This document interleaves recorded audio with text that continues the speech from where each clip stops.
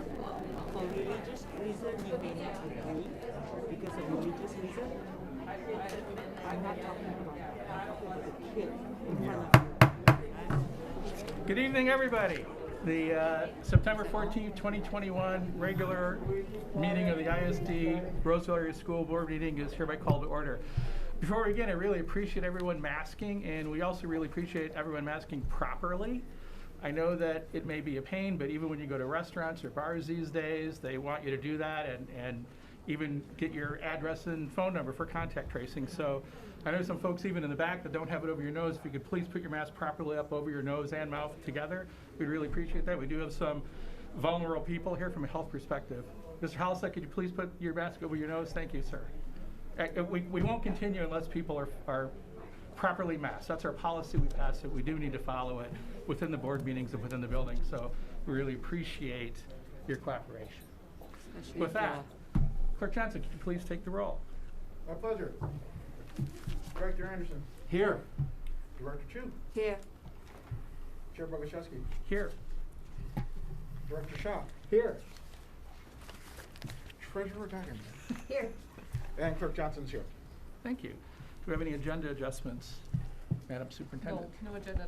Thank you. Do we have any announcements or comments from fellow board members or staff? I have one brief announcement. It's just an announcement of appreciation and congratulations to Directors Chu and Anderson and Johnson, and actually myself too, who are going to be delegates at this year's MSBA Annual Delegate Assembly. For those who don't know, MSBA, Minnesota School Board Association, every year holds an in-person 2-day event where we gather to determine what we want to lobby the state legislature to do for schools in the coming session. And our district, which includes us, Mounds View, North St. Paul, Maplewood, Oakdale, and White Bear Lake, has a total of 6 seats available to go to that. Here, out here, do you have a way of typing it out here? Because we don't know what you're saying at all. Don't, but the meeting is streamed, so they can view it. Is there a way to set up a viewing? Could you go out, Melissa, and help them to get where they need to be to see that? Thank you. Someone's coming around the corner. Anyway, and there are 6 seats, and of those 6 seats, actually 4 of us on this board were elected to do that. So this district will be very well represented with MSBA this year. So thank you very much, and congratulations to all of you. With that, we'll go to community input.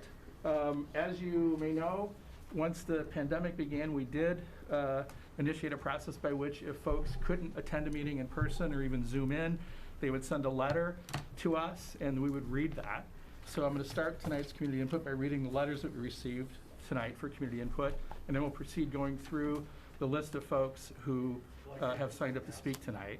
Given the number, I think we will try to limit the speaking tonight to about 2 minutes if possible. I don't think ever in my experience it's taken more than 2 minutes for anyone to get through what they want to say. If you're almost to the end, we'll have a little leeway, but I think Clerk Johnson will be able to give you a signal when there's about 30 seconds left as the live speakers start. But with that, I'll move into the letters first. Thank you. So, and these are in no particular order. First letter is from Carolyn Halverson on Sexton Avenue in Roseville, Minnesota. Dear school board members, feel free to read this aloud. My name is Carolyn Halverson. I'm a Roseville resident and parent of an elementary age child and a middle school age child attending 2 different schools within the district. I wish to express my overwhelming support for the school district's equity vision framework. It is important to me that we are teaching culturally relevant content and that it is being utilized through an equity lens for all of our learners at all ages. Thank you for putting forth an equitable education curriculum, and please know that this family wholeheartedly supports it. Chair Boguszewski. Yes. We have some non-wearing masks. Oh, we need to wear masks, folks. We can't proceed without mask wearing. It is our policy in all the buildings and all the areas, so we do have masks available for folks if you didn't bring one. Okay, we've got one. Thank you. Thank you. Are we okay? Almost. Yep. Okay, thank you. Thank you. Next letter from Dina Wassenberg, 1446 California Avenue West in Falcon Heights. Dear Roseville Area Schools Board, I'm writing to express my support for the social studies curriculum in ISD 623 and its honest, age-appropriate portrayal of racism and its impact on people, both current and historical. I would also like to express my support for the Roseville educators who signed on to the pledge to decenter whiteness in the curriculum. As a white person with white children in the district, I want my children to thrive alongside the students of color in their schools. The legacy of racism in our community is real and is still felt and expressed today.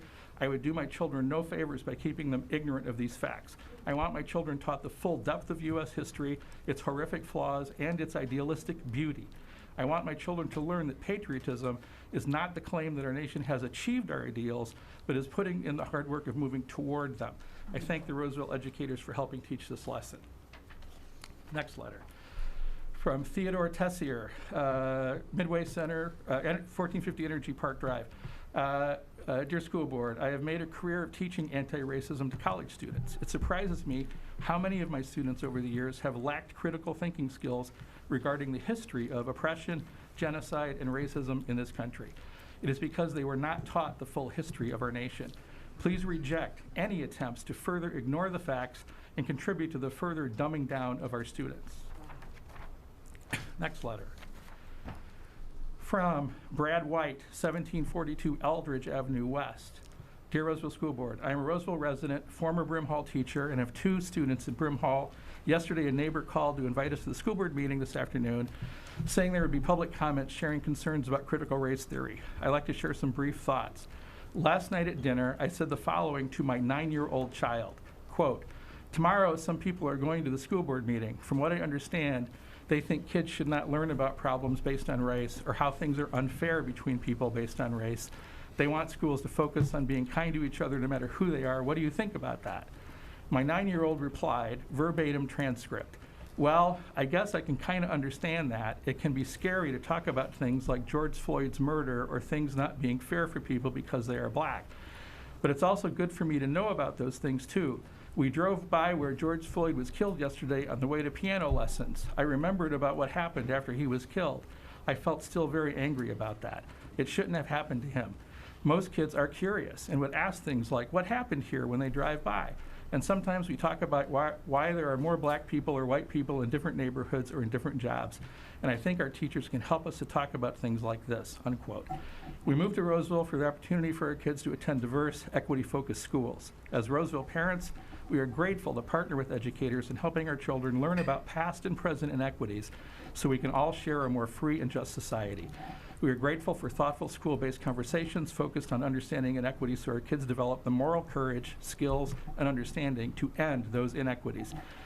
Rather than scale back any of those conversations or efforts, we ask that the district always keep students at the center, persist through opposition, and double down on the important work until the equity vision is realized for all Roseville kids. Next letter.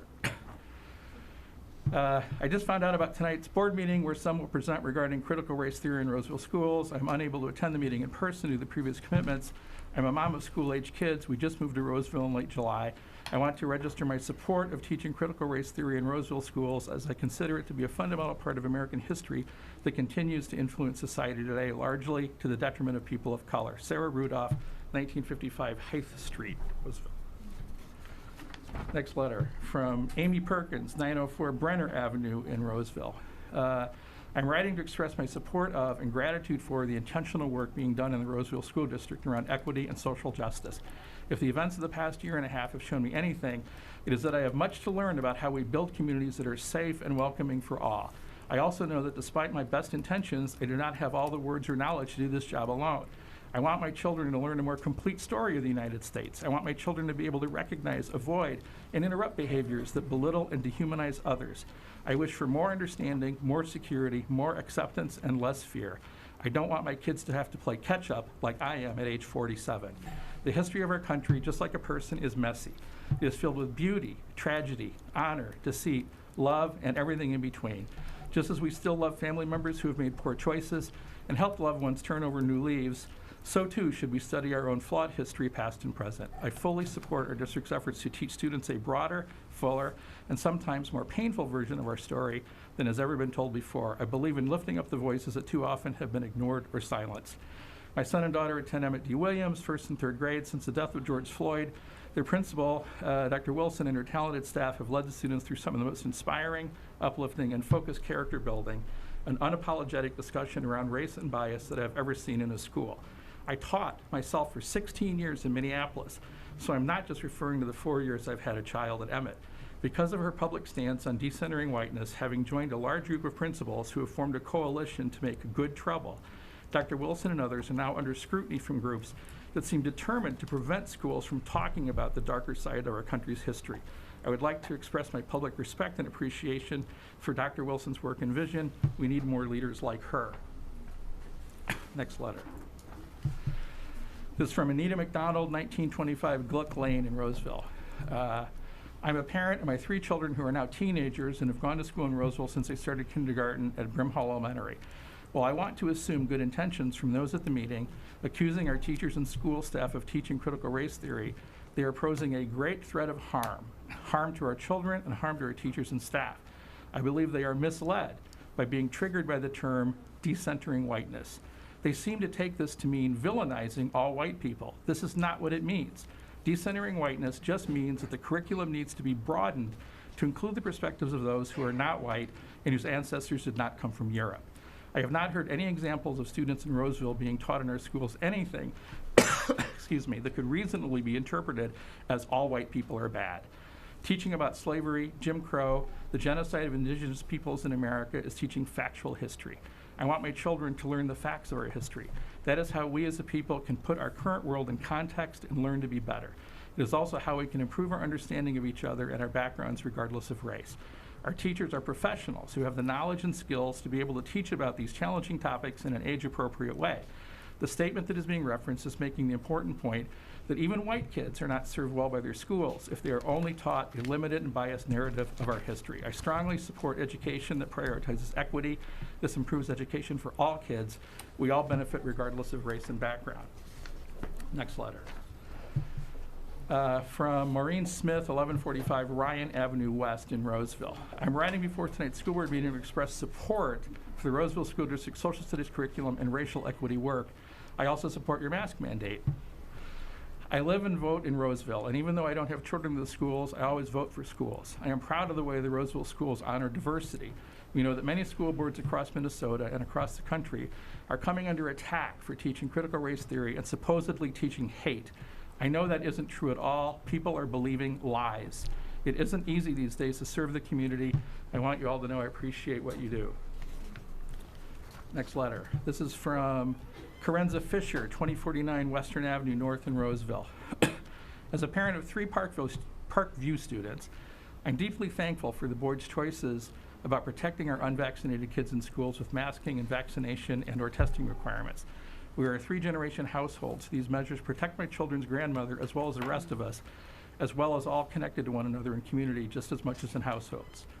Also, I want to write in support of equity education. I am a parent of 3 children, and I believe my children do need to learn that there are different kinds of privileges and discriminations in the world, both historically and today. We can empower them with choices to make about how they access their own privileges, and notice both ways they might discriminate and even be discriminated against at times. While I do try to stay tuned to these kinds of learning opportunities at home, I believe it is necessary for any democracy that there is honest and complete retelling of historical events in public schools, as well as awareness of the effects of those events on the families of today and individual children that are in the classroom. Teachers, staff, and community members in general must develop awareness around various kinds of trauma, including racialized trauma, that affects the children and parents that our schools district work with on a daily basis. Being honest about the history of the land on which our institutions are built gives children an opportunity to think about their own future choices. Allowing children to understand one another better through equity education benefits absolutely everyone, and I believe it helps build a better system that includes and listens to more people. Resmana Manakam, the author of My Grandmother's Hands, has worked with a wide variety of institutions locally, and he calls the work generational. It will take many generations to really honestly deal with racism and other forms of trauma-inducing marginalization. I am thankful for every student in my kids' classrooms, as I know each student in those classes is teaching all the others something valuable. As our children grow and change together in public education, it is always my hope that Roseville School Board will hold fast to the vision of equity education in the face of all adversity. As a parent, I will do my best to stay aware and tuned into these issues to offer my support in a variety of efforts towards equity. Next letter. This is from Carrie Gelly, Carrie Gelly, 777 Level Avenue, Roseville. I'm writing in strong support of equity education in Roseville area schools. I'm a 31-year-old resident of Roseville, a parent of 2 adult children who spent all their K-12 learning years in this district, who is grateful for the well-rounded education my children received and that all our students deserve. I'm also a godmother of an 8th grader currently attending Roseville Middle School. My children have grown up to be kind, socially conscious, justice-oriented, critical thinkers. My godson is headed in the same direction and is a student of color. Each of us individually and together as a family frequently volunteer and participate in supporting equity and justice. Our entire family understands that structural and systemic racism exists in current modern-day U.S. society. We believe there is no reason to keep that hidden or a secret, and that in fact, our community and society will have the opportunity to improve and better care for each other when we do in fact teach in grade appropriate ways the history, the facts, and the solutions in our K-12 schools. It is imperative that Roseville schools continue to teach equity-based lessons and provide culturally relevant teaching in support of the broad and diverse student population we are fortunate to provide a learning home for. It is imperative that District 623 accurately teaches the history of this country, especially the absent narratives that I never learned during my K-12 education, again, part of the oppressive system that kept those narratives hidden. I think it is important to be aware that if there is opposition to equity in education expressed at the school board meeting, this is driven by a political campaign spreading misinformation. This political campaign is worth investigating related to its funding sources and its motives. I am not, I am, excuse me, could we please?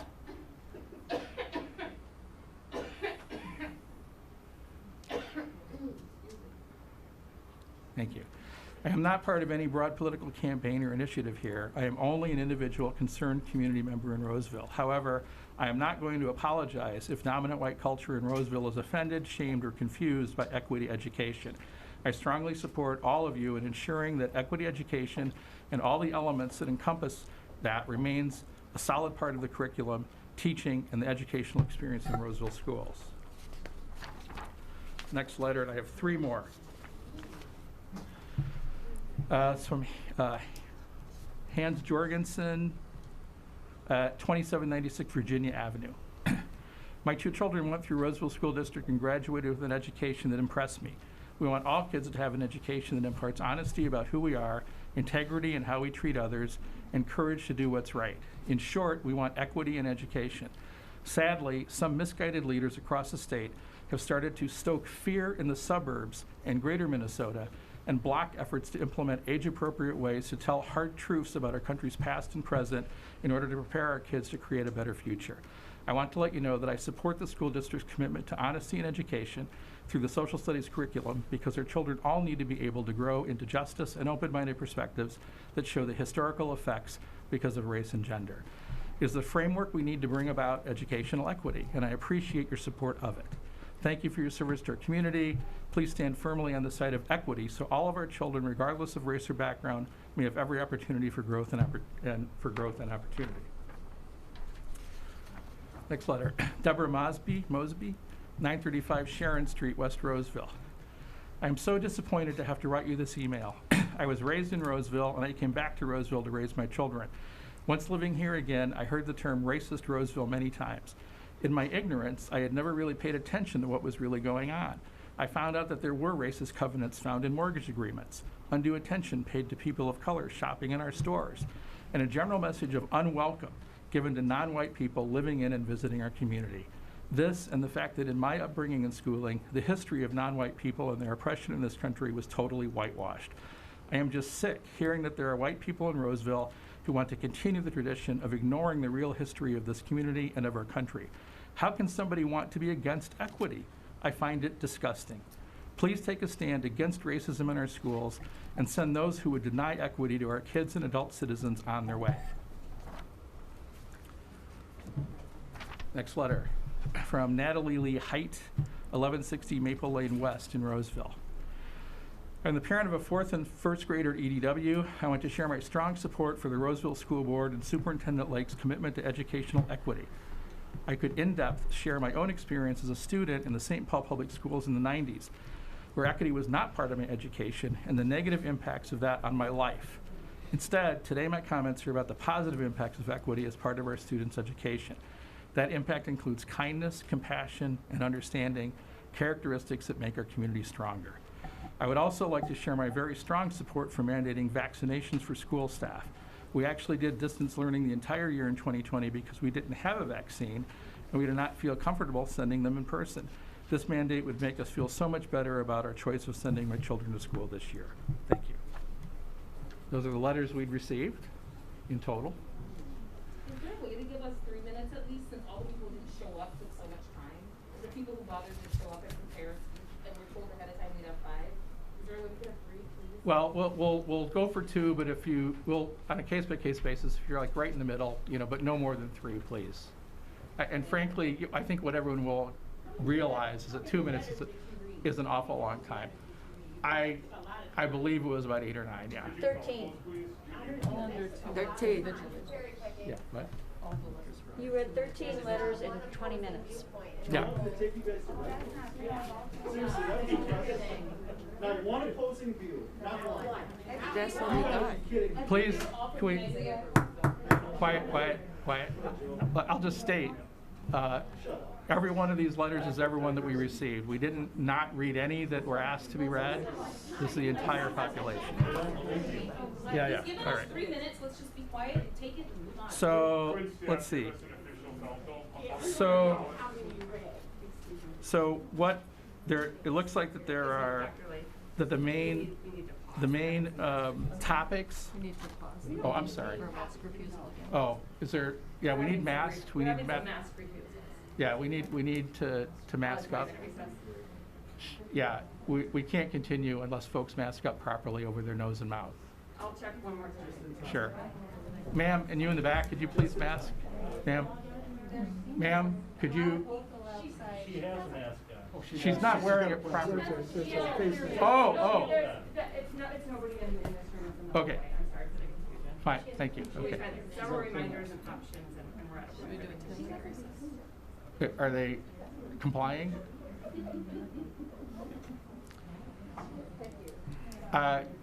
Folks, we're not going to continue unless everyone who's in the building is masked properly. Mike, they can't hear you. Well, Melissa's passing it along. Yeah, Melissa, just let them know we can't continue Is there a unless law everyone in the enforcement building is. presence still? Law enforcement can enforce your rules. We don't want law enforcement, we want to. Are you planning on getting a larger room next time so everybody can be in the room and everybody can hear things? And I'll bet you haven't even made sure that there are Roseville residents in here. I don't know, but.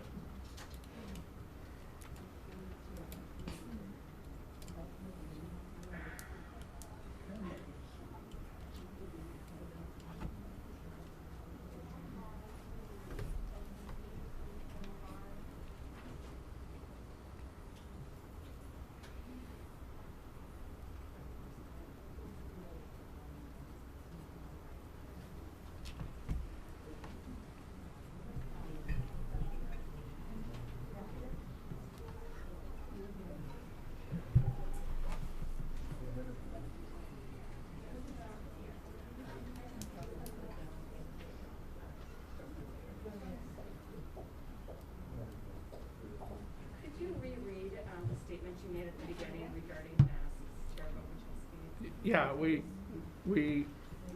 it's our policy that we have to be masked. Everyone in the Roseville area schools buildings, whether it's the boardroom or the hallway or anywhere in the buildings, must be masked properly, which means a mask worn that covers both the nose and the mouth. And that's our policy, that's our requirement. So we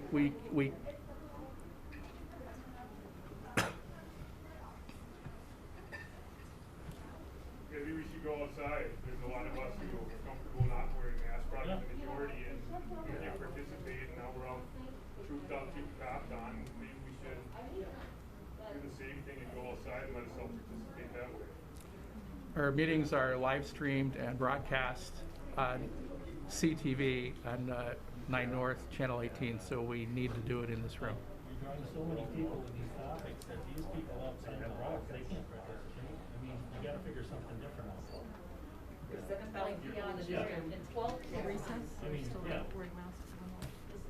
You guys are all smart people, figure it out, right? What?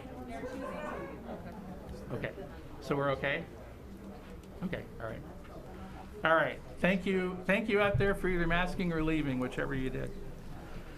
So anyway, it looks like the topics are CRT, equity, education, or related to vaccinations mainly.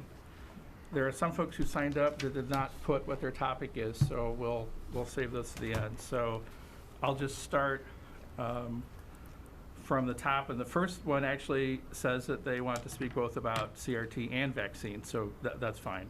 So we'll start with Carl Crump. Carl, if you could come to the podium and just state your name and address for the record. Thank you very much.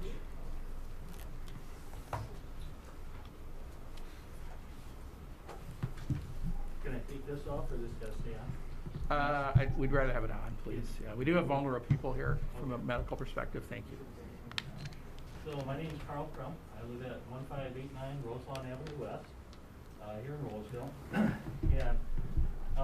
I guess I just want to start out by saying, we've got this, we're masking properly and that, we've even got the shields in between, but you're sitting back from the table, and just to point out the obvious is when you look at each other, there's no shield in between you, not in between you, not you, not you. I mean, you don't even follow your own policies. So I just thought I'd point out the obvious for you to start with. Thought I'd also point out COVID cases in the U.S. Total cases in the U.S., 40 million. Total deaths, 643. Of those 643 deaths, 94% have had almost 3 comorbidities. So you're talking about 40,000 people died from this with no comorbidity. Kids 1 through 14, total deaths, 188. That's 0.000004. And we're doing all this masking and all of this other stuff for this? You gotta be kidding me. You just, you hold that up for me so people can see that? And maybe out towards the audience so they can see this silliness? You're not a scientist, I'll tell you that. Well, thank you. I thought this was my time. Maybe it's not though. Current vaccines were developed for the original coronavirus. We're currently experiencing the Delta variant, is that correct? Well, the current vaccines are worthless against the Delta variant. So why are we mandating vaccines when they're completely worthless? This is absolute silliness. I'll bet we got a lot of bachelor's degrees, master's degrees, JDs, and PhDs here. And we can't figure that out? You gotta be. What safety precautions were taken for SARS and MERS? I haven't found any. Same deal, same virus. What precautions were taken? And then the last thing I'll end on. We're in the middle of this COVID pandemic, and since the school board seems to be making awfully big decisions in order to keep everyone safe, makes me feel that school board really does care about kids, teachers, and other employees. I'll give you that.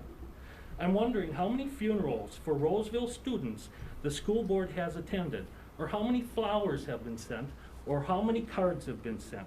I'm wondering if I can get an answer to that. And since we're in a pandemic, I'm guessing this is really a big number. So if it takes some time, I can wait till next week to get that answer. Do I still have 16 seconds? 13. And this critical race theory, this is racism straight up. And the school board is all in favor of teaching racism in school? What in the world is going on? Thank you very much. I Thank you, appreciate Mr. the time.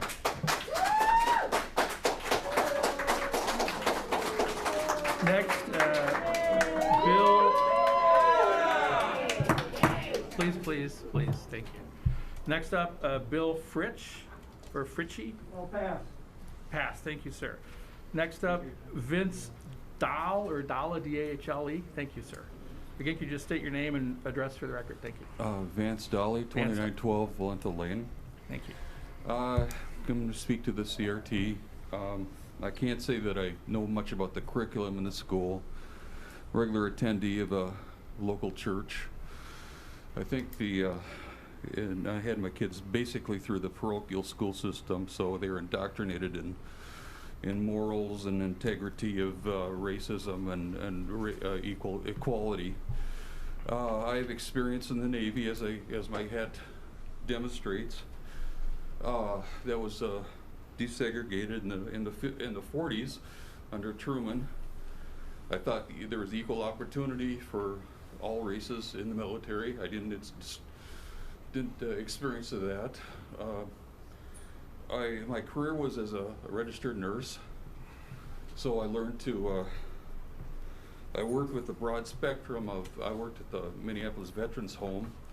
I worked with a broad spectrum of people from all walks of life, and I got along just fine with them, including lots of experience with. I had to learn. Learn about my own understanding about racism, and I worked very well with women. So there wasn't any bias in my career toward denying someone the opportunity to advance. My son is a major in the U.S. Air Force and a pilot. The reason he became a pilot, or was able to, was because he was magna cum laude at Bethel College, no small defeat. You have to demonstrate some sort of abilities to advance to that level, to be selected. I hope the critical race theory does not deny kids the opportunity to advance. Forget about ceremony for achievement. That's irrelevant. But you do have to prove yourself about your abilities to get somewhere. And we can't deny children the opportunity to excel in the schools.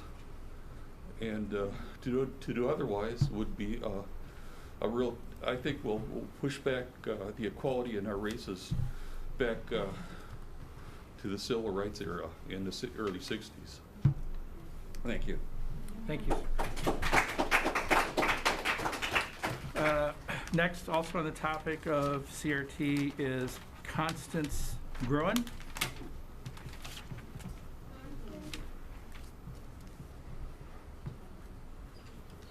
Hi, Constance. Another neighbor. Hi. So as you speak, if you could just say your name and your address, we'd appreciate it. Thank you very much. My name is Constance Gruen. I live at 2680 Oxford Street North, number 128. And this is my neighbor and mostly my friend who lives same address, apartment number, or unit number 123. This is Ilsa Ahmed. Hi. I'm from Ross, down street, and I'm a junior.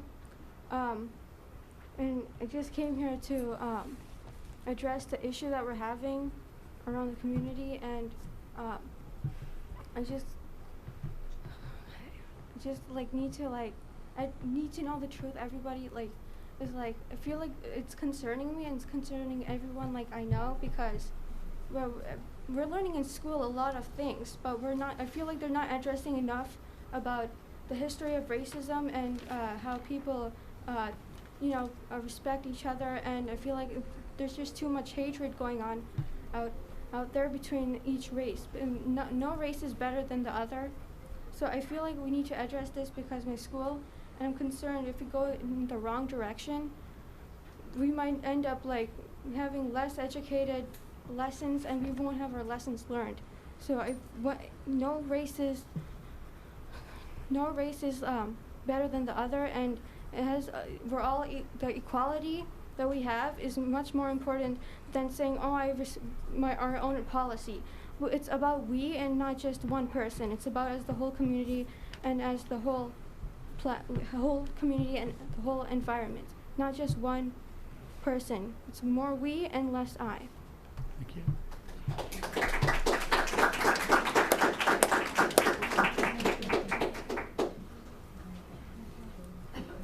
Thank you. Next, also on the same topic,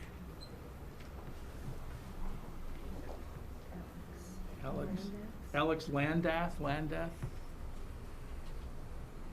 A-L-E-X-A-L-A. Galtier Avenue, 2863 Galtier Street, Roseville. Oh, he's coming. Okay, great. Hi. And is it Alex? No, that's my Is it Alex? Hello, yeah, Alexi Landretti. Alexi Landretti. Okay. Yes. Couldn't read your writing here, sir. Mhm. And could you please just state your name and address again formally? Alexi Landretti, and I live at 2863 Galtier Street, Roseville, Minnesota. Thank you. Am I good to go? Yep. All right. Perfect. So the more and more I'm listening to community members right now speak, I want to be abundantly clear. I graduated last year. All right. I have an acute understanding of everything right now that is going on in schools. And CRT is not an issue. All right. I took one college class in a lit class, and that was the only time I heard anything about CRT, and that was through the U of M. So when you come in here and you don't have any idea about what's really being taught, and you disrespect our students of color, it makes me sick. I have no idea what it's like to be a person of color living in Minnesota and having to deal with this ignorance. And I'm not going to stand for it in my schools. My taxpayer dollars go to fund all of this. And I'm sick of it. So if you guys can please, as adults, act like it for once. And step up and do something, I would appreciate that. That's all I have to say.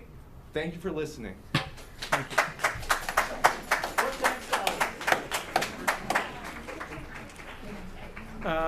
Next up also, it looks like on the same topic is Mia and Glenn McDavid.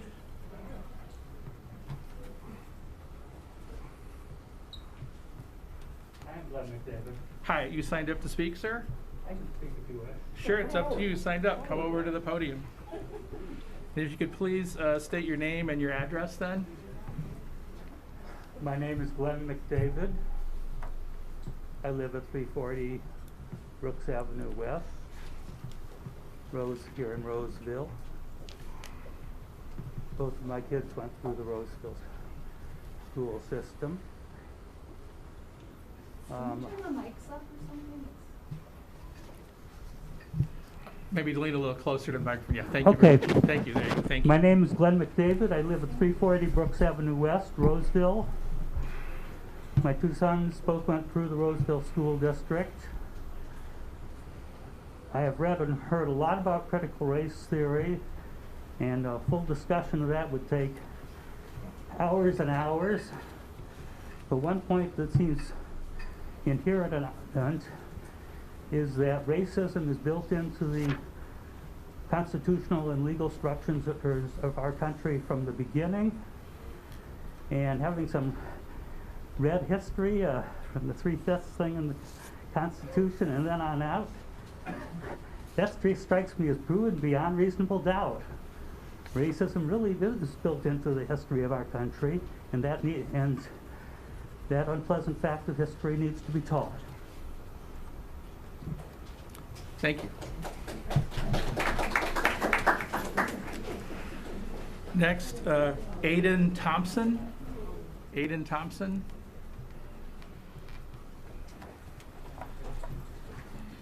Well, Mr. Thompson, if you could state your name and address. Hi, I'm Aiden Thompson. My address is 2936 Ontario Road. Thank you. So, hello. I am a former Ross and Parkview student. I'm a Vietnamese American. I think it's extremely important that as a former student, just from my experiences, I think it's extremely important that we value teaching our students about the mistakes our country have made, because we are sorry. It's okay. Sorry. I think it's very important that we teach about the mistakes that our country has made. Our country has made, which such as things like segregation and the various racial injustice that has happened, so then we don't make these mistakes in the future. There was another thing. Sorry. I think it's extremely important. I don't really have anything else to add. I think we need to.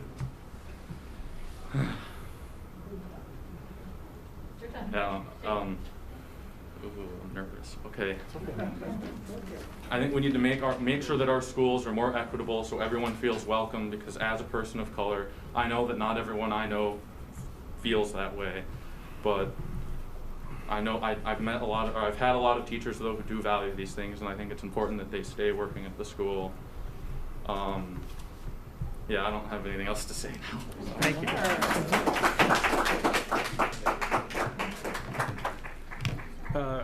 Next is Jim Ballantyne. Jim Ballantyne. Jim Ballantyne. Jim Ballantyne.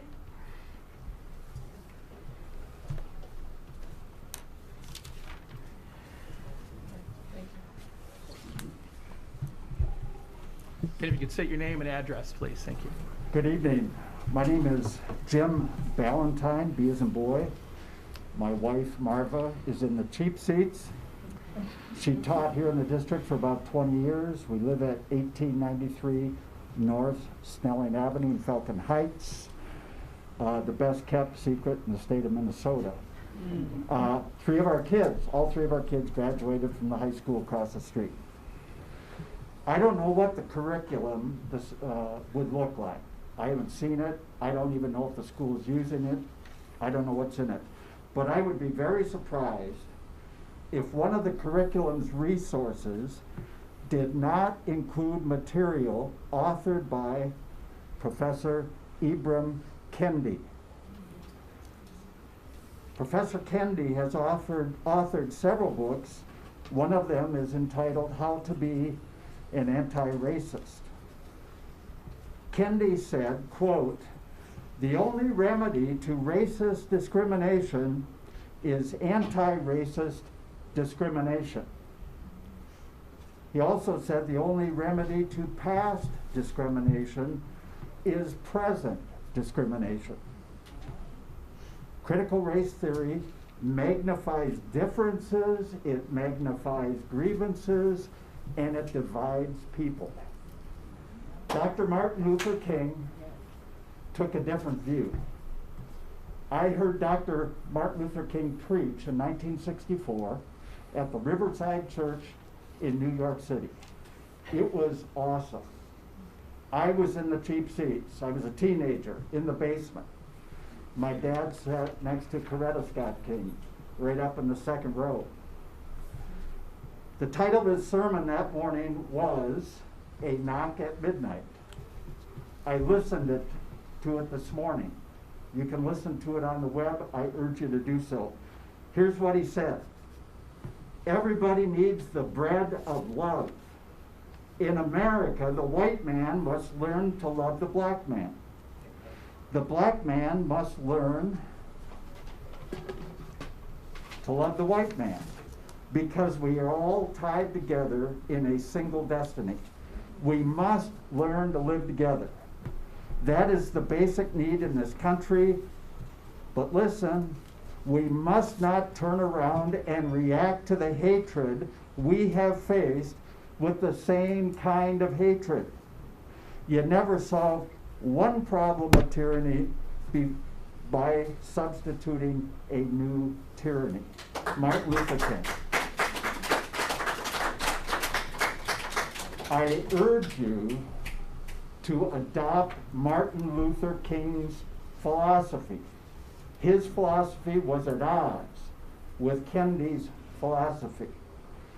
Kendi's philosophy divides, and I urge you to reject it. Let me urge you to teach the students in our district to love their neighbor.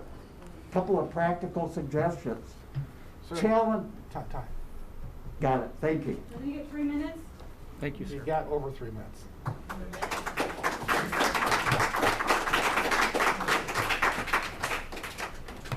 Next is Bruce Ona. Bruce Ona, O-N-A. Hello. Ona? Hello. Good to see you all. Hi, neighbors. If you could state your name and address, please. Thank you. Yes, I'm Bruce Ona, 534 Lovell Avenue in Roseville, Minnesota. Can you hear me through this? Yes. Okay, well that's pretty good. I'll try not to go hoarse by speaking loud then. All right, where's the clock? Oh, there's the clock. Could you start it over? So I haven't started yet. Sir, you started. He says I started. I'm going to start off with the transgender toolkit. So the transgender toolkit discriminates against students clearly, obviously, and legally. Those who believe in medical science, that a boy cannot turn into a girl or vice versa, are saying they can't believe that. Sorry, you can't believe that in this school. Really, we can't believe in medical science. I see. What is this, some sort of cult that's based on beliefs and not science? It also violates those who believe in DNA science. Guess what? You can take hormones, puberty blockers, you can have irreversible surgeries, and guess what? Your DNA does not change. According to conservative science, according to liberal scientists, you can't change your DNA. So when you tell kids that you have to call this boy a girl because that's their preferred pronoun, you are telling them you have to lie, you have to violate your conscience, you have to violate medical science, you have to violate biology because we tell you to, because we're the boss, we're the experts. Oh, really? Are you the experts? I think not.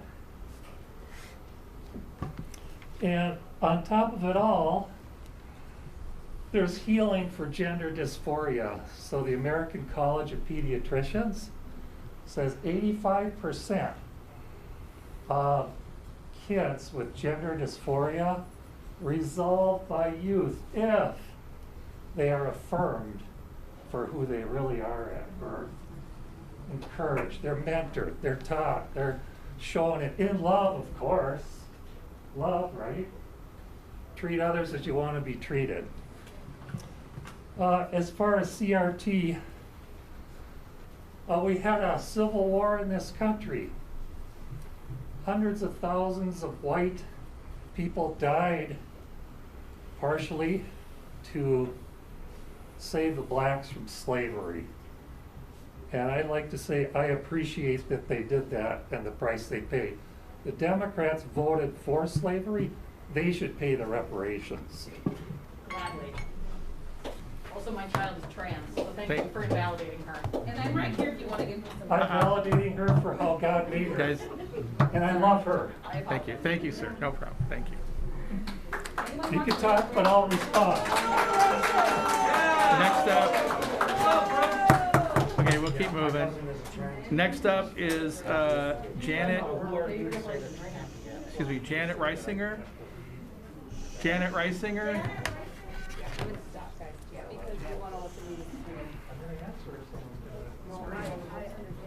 Is there a Janet Reisinger out there? Janet Reisinger? No? We'll table Janet Reisinger for now.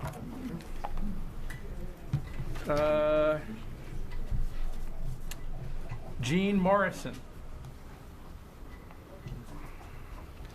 Good evening. Again, if you could state your name and address. Sure. I'm Jeannie Morrison, and I live at 2149 Rosewood Lane South in Roseville. My husband and I had 3 children, and they all went through the Roseville School District.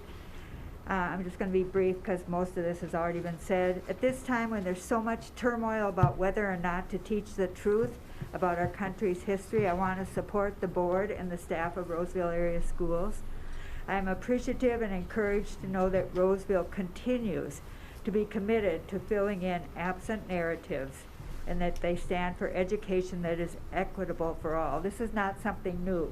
It has been their ongoing commitment to quality education. It's alarming and very sad for all of us to learn that slavery was at the heart of our country's early prosperity and that the land on which we all live was stolen from indigenous people.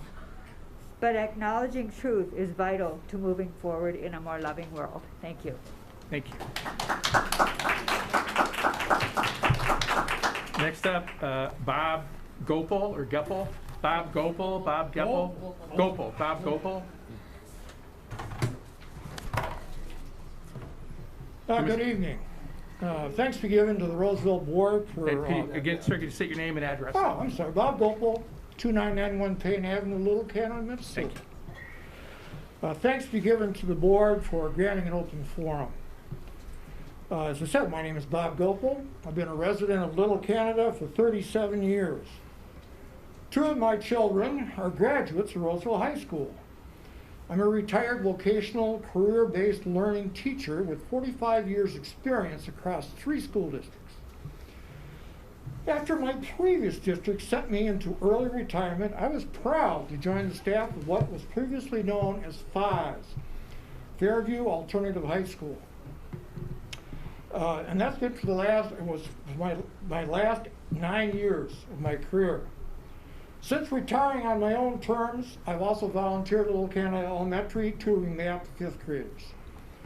When I was growing up in Evanston, Illinois, I remember that history was the subject of least interest to me. First, there was one history teacher who daily mispronounced my name. Instead of Gopal, he called me Gospel, and always asked if I knew what it meant. All this in front of 45 fellow high school juniors. That was a shame. Well, mainly, history seemed welded to the past and failed to connect that past to the present. Discussions on Manifest Destiny, the Westwood Drive, expansion of our country, didn't waste time covering the effect on Native Americans, Chinese workers, Mexican neighbors. My view of history changed one day in 1966 when my buddy Michael pulled me out of school in midday. We headed downtown to join the march for open housing in North Evanston. Soon I was holding black hands, singing "We Shall Overcome." I had no idea what redlining was. I had no idea why the black neighborhood basically stopped 2 blocks south of the house I grew up in. Suddenly a connection was created that stays with me today and beyond. Now let's quickly jump forward to 50 years later to 2016, where I was at my desk at FAS during lunch. A cry arose from out in the hall, and there was a fight downstairs in the cafeteria. By the time I got down there, round 1 was over. There'd been a dispute over somebody butting into the lunch line, and black and Asian students had lined up against one another to settle the affair. What one student nearby me called a race riot. You make your own decision. Some of you may be aware of this. Maybe you've forgotten it amid all the other kinds of issues that have come up. But for the staff, this was a moment of reckoning and remembered to this day. Black student blood flowed in the bathroom I entered. Okay, fine. Well,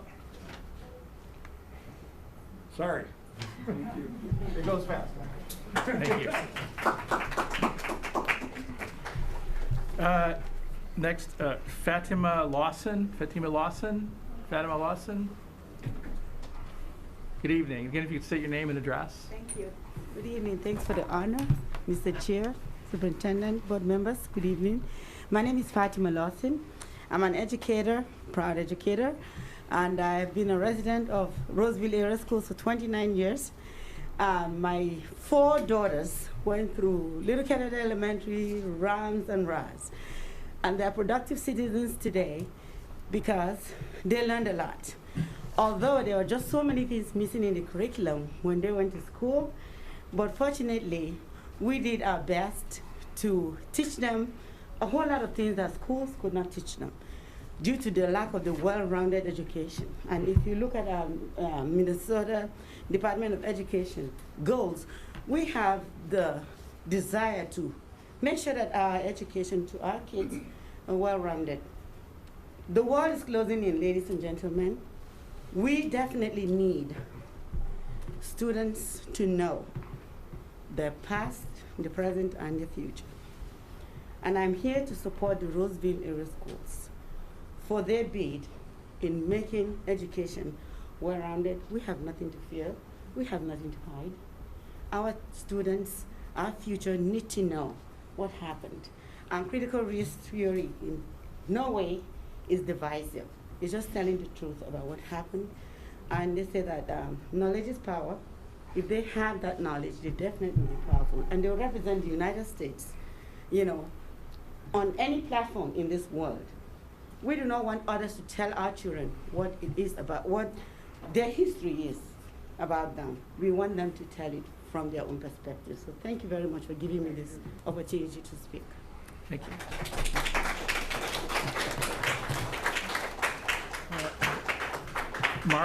Mara Brink. Good evening. Again, if you state your name and address, please. Good evening. My name is Maura Brink. My address is 1795 Simpson Street. Good evening, board members, Superintendent Locke. Thank you for having us. I am a very proud Roseville Public School parent of a 5th grader and 7th grader, and I want to share one of my most memorable stories with you. 2 years ago, I walked into my 5th grader's classroom and I saw a display of authors and historians, and the prompts were, whose story is being told, whose perspective is missing. Now, contrary to what some people would say, this is not teaching critical race theory. This is teaching critical thinking. I want my own children, and I want all children to be able to make informed decisions, and I want them to hear multiple perspectives, and I want them to be able to change their perspective when they learn more. The beauty of Roseville is in our diversity. Now I have to scroll up. Sorry, I had some of it thinking about. I want you to know that I am also an educator, and I know that people show up when they are upset. It is rare when people compliment us. I am here tonight to say thank you. Thank you to each one of you for your service. Thank you to each one of you for your commitment to racial and gender equity. It is why I keep my children in Roseville Public Schools.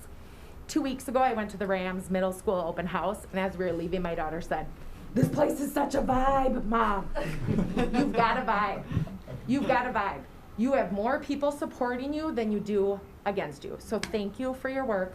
Thank you for your commitment to equity. I appreciate what you do daily.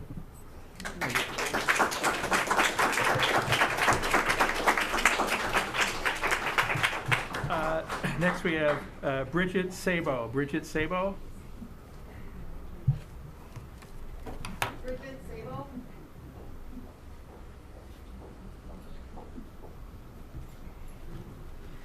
If you state your name and address as you begin, please. Certainly. My name is Bridget Sabo. My pronouns are she and her. I live at 1746 Albert Street in Falcon Heights. I'm the parent of 2 Roseville area students, one at Parkview and one at Ross. And I address the board today to express my wholehearted support for Roseville's commitment to equity in all aspects of education. I send my white, like me, students to Roseville area schools with the hope that they will learn. Fundamentally, I want what they learn to be true. The truth of America's history is hard and complicated and racist. Denying that racism does not just harm the students and families of color, which it certainly does harm, it harms all of us. Because if my white children do not learn the realities of the past, they will have no context to envision and build a better future. If my children learn nothing else from their time in the Roseville area schools, I hope they learn to think, to critically evaluate what they hear, and to have a framework to analyze its accuracy. I want them to be challenged and to question and to grapple with hard truths. I want every student in our school system to have a voice and to have power. I want their truths and their experiences to be celebrated and elevated and supported as my truths have always been. I want my children to learn that we are not all experiencing the same America, and to think deeply about what they want to do about that. I also want to applaud the Roseville principals and administrators who signed on to the Declaration of Support for our BIPOC students and families. I could not be prouder to see Roseville names on the list of leaders who are committed to equitable education and honest conversations. I close with a quote that is meaningful to me on this topic. When you are accustomed to privilege, equality can feel like oppression.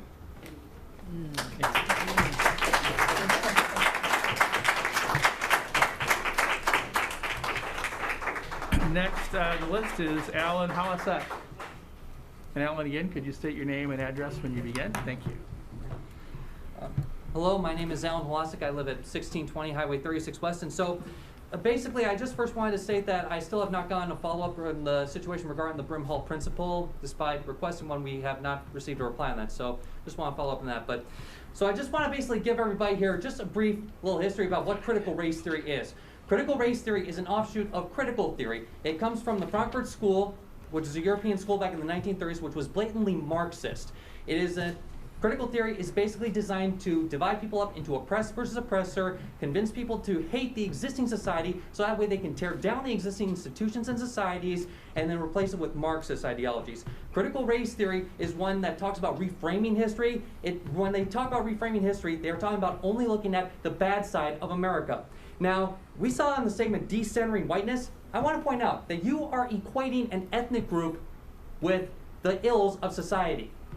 You are equating an ethnic group with the ills of society. And when you take a look at history, what happens when you start teaching children to do that by basically encouraging them to disregard European authors, European artists, European histories solely because they are white, saying that we need to exclude these people from our curriculum just because they happen to be white.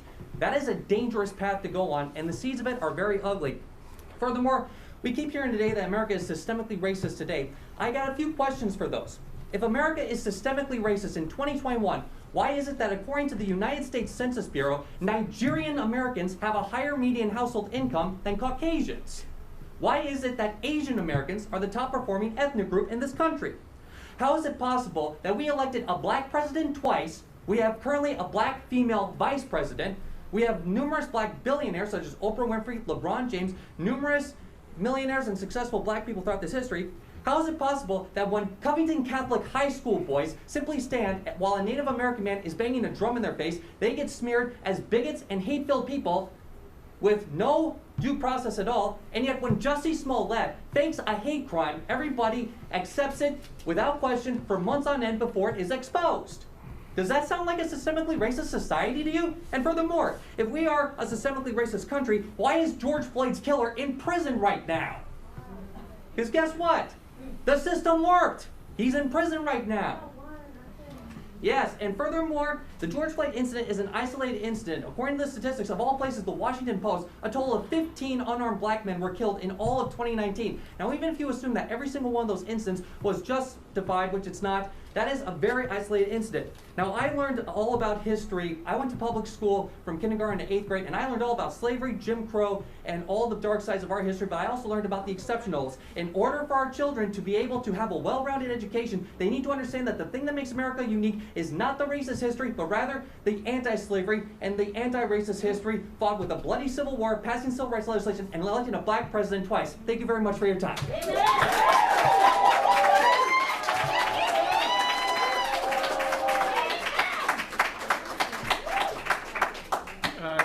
Next on the list is, he just signed in as Mark O, but by the email address it might be Mark Olivier or Mark Oliver. Mark Olivier, Mark O.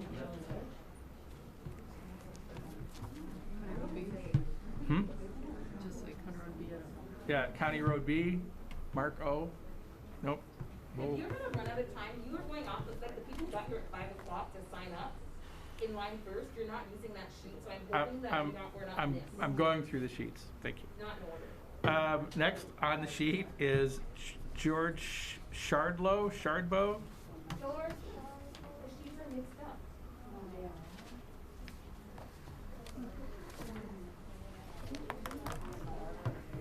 We showed up at 5 o'clock and we might not get to speak, and it's a trouble. No, there's time. You will get this thing. Hi. If you could please state your name and address as you start.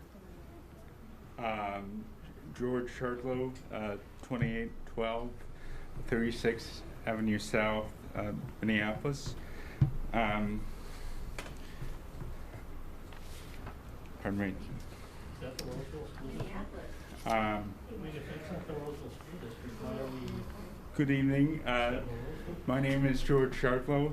I'm a 2005 graduate of Roseville Area High School. I am testifying today because Roseville Public Schools made me the person and the citizen that I am today. If you went back in time and removed my experience, learning from institutions like Mary Peterson, Steve Beckemeyer, and Amy Darlene, I would still be here, but I would simply be a feebler scholar and a less thoughtful citizen than I am today.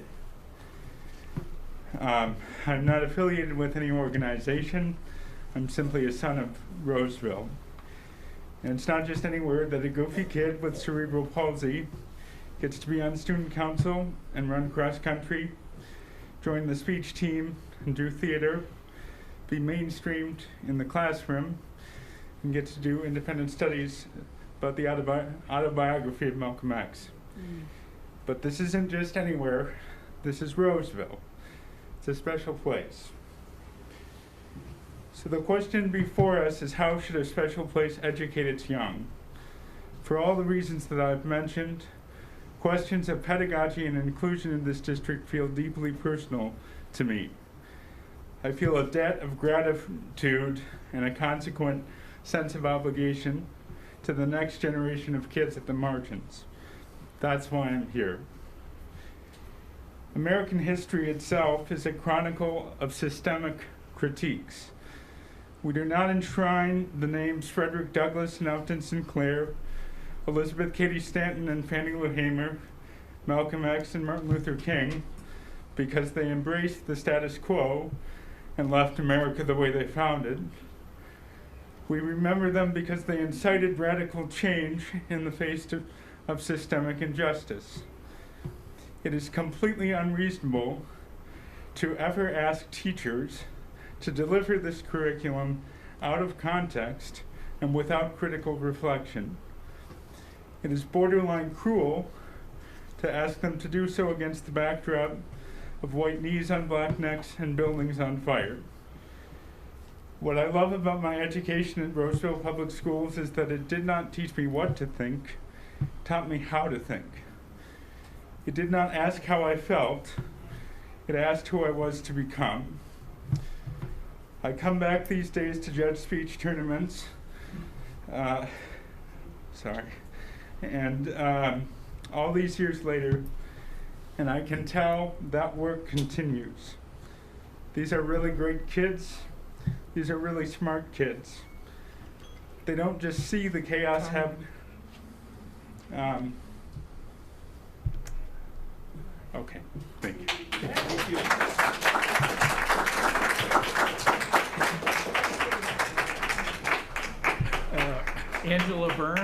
Angela Byrne. Time short. Can you state your name and address, please? Sure. Angela Byrne, and I live at 1894 Chatsworth Street North here in Roseville. Thank you, Curtis. I am really upset that I have to be here tonight. I am missing bedtime with my 7-year-old, who is a trans child at Harambe. She's in 1st grade. I purposely chose to put her at Harambe because Principal Smith was principal at the time, and he came to back to school night to talk about all of the cultural competency programming that was going on at Harambe. It is a magnet school. We elect into it. We were thinking about going to the district school until we heard him speak. We could not turn down that kind of cultural competency programming. And we chose that school before we knew our child was trans. So I am thrilled that she is in a place where 80% of her classmates are global majority students. I am thrilled that her out-of-school time programming did a protest for George Floyd around the school to teach children what it's like to have civic engagement. I am so proud of her. She knows to shout George Floyd's name. She knows to see her classmates for who they are. She understands that she has privilege that other students do not. She understands that she is loved for who she is and that she is a full child in her full gender, in her, don't you shake your head at me. Don't you shake your head at me. And these people here invalidating my child and the other children that are classmates of my child make me absolutely sick. And I am so disappointed that people are here to question the board and question this curriculum when you guys are working so hard to continue to further this curriculum. There is still work to do. We still have a lot of work to do. And I appreciate the work that you guys are committed to, and I will be here continuing to push for more equity in education and to make sure that these kids are taught the truth, to see what we are up against, and to make sure that none of the children that my kid goes to school with are left behind, because my child will be fine. My child is a well-resourced white kid. She doesn't need to know. She will be fine.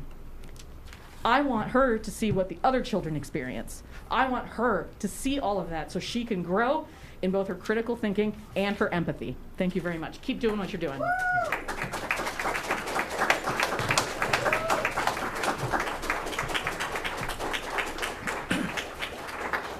We have Kofi Montine.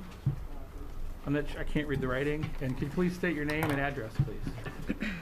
My name is Kofi, K-O-F-I. I live in Shoreview. I have 3 boys, 2 are in What's your address, please? Those schools. Can you state your home address? 3248 Victoria Street. Thank you.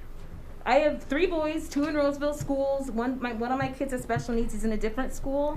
My friends from the Exodus movement are here to support me at the exodusmn.org. I started a group called Roseville United, and there's a lot of us here tonight.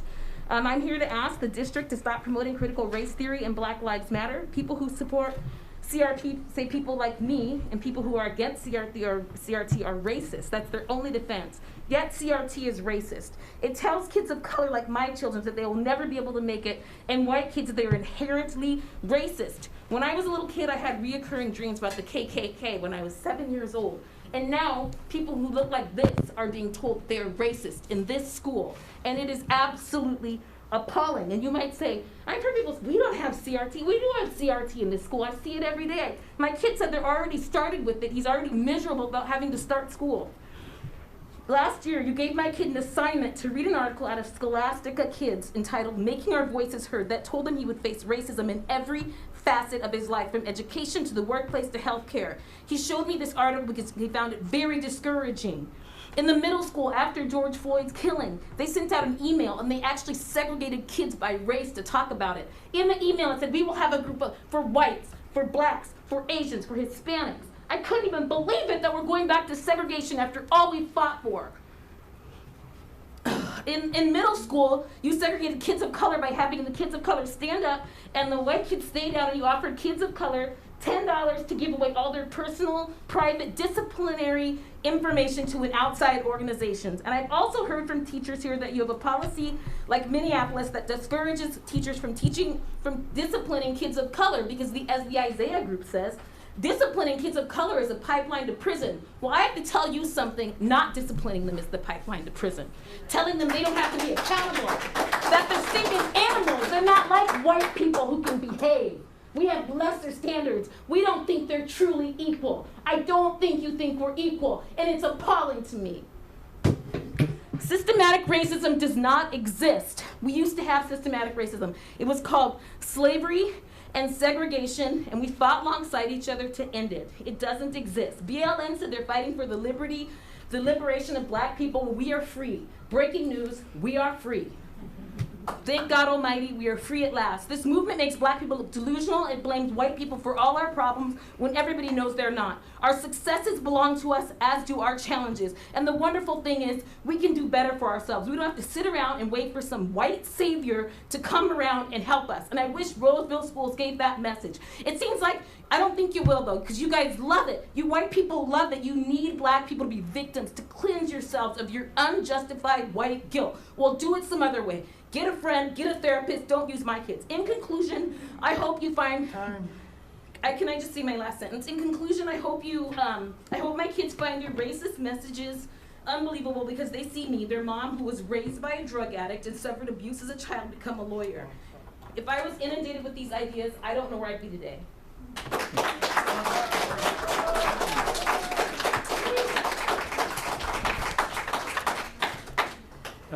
Sarah Wright.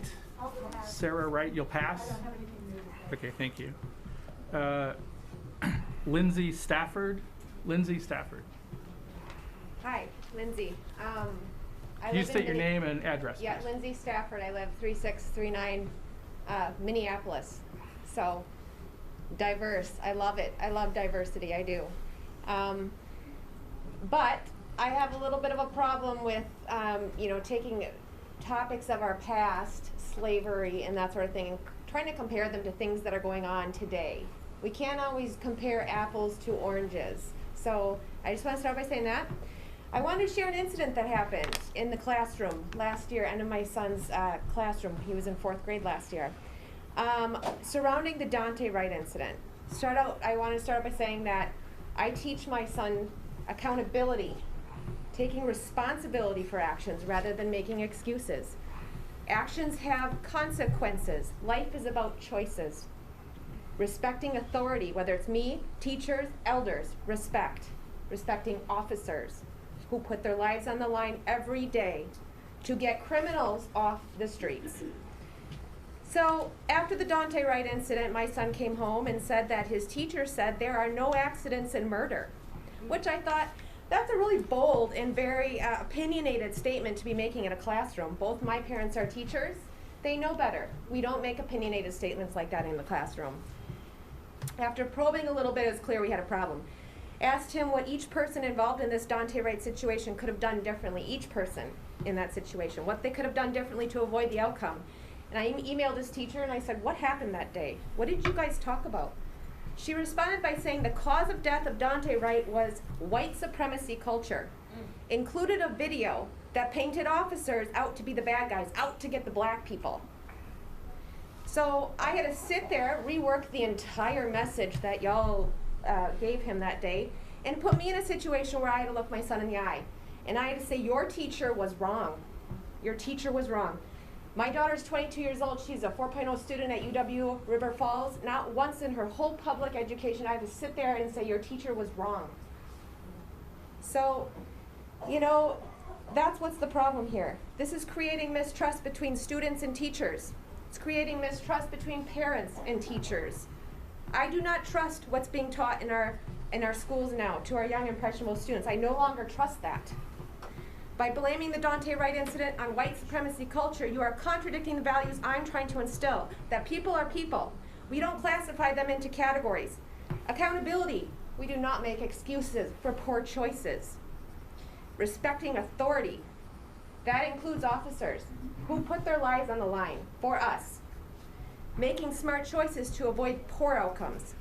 By bringing racially charged topics into the classroom, racially charged topics of today, into the classroom, you're creating division, not only between races by singling them out, but between parents and teachers, between students and teachers. Do you want that? Thank you.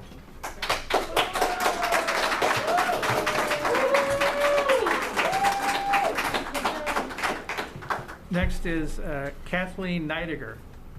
Kathleen Neidiger.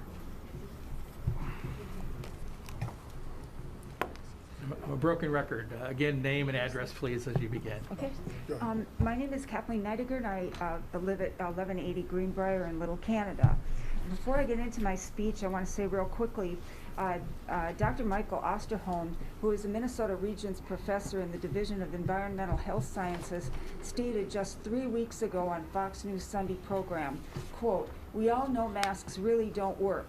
If people in Minnesota walk outside with a mask on and still smell the smoke from the northern Minnesota brush fires, it is pretty obvious that the mask doesn't work. I hope," that's unquote. "I hope as you discuss masks tonight, you will consider this statement from a prominent Minnesota medical expert." Secondly, the Roseville Area School website states that educational equity is quote, "creating an equitable learning environment for all." I submit to all of you that that statement is not accurate. How is it untruthful? Here's how. What is taught divides children into two groups. One is the bad group and the other is the good group. How is that an equitable environment for learning? Your race re-education programs teach children that they are defined by their race, not as individuals. It teaches children to eventually hate each other and hate their country. Critical race theory is not a free speech issue. It's a compelled speech issue. I oppose racism whether it comes from the Klan or from critical race theory. Educational equity adopted from critical race theory teaches that individualism, rationality, and hard work are racist. This is an insult to hardworking American families of all racial backgrounds. We must prioritize excellence, which inspires people from all racial backgrounds to achieve their potential. The goal needs to be diversity without division. I would like to ask each one of you individually, before you cast your vote to implement this curriculum, what research did you do? Because there is far more information against this curriculum than for it. Was your vote an ignorant vote? Thank you.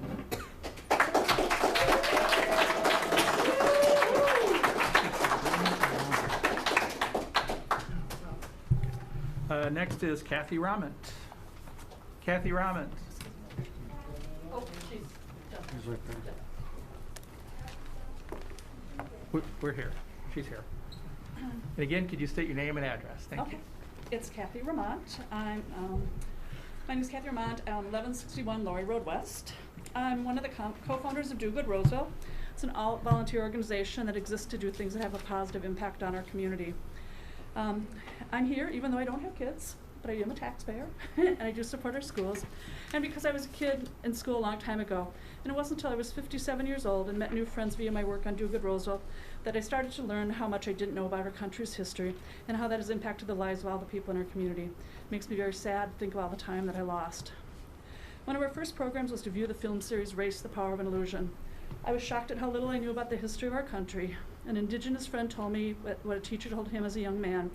History is told from the perspective of the conquerors. That statement has stayed with me, and I see it play out over and over again. Our former police chief attended the series and wrote in his newsletter that he learned several things that he did not learn in high school and college. And one comment in his head was that after the third video was, "I thought we were a better society than that." Rather than look the other way, he took those learnings and said he was going to share them with the police leadership. Knowledge is power. Over the past few years, Do Good Roseville has hosted dozens of programs about underrepresented groups, and last year we hosted a series of conversations called Talking About Race. Most of the people were of my generation.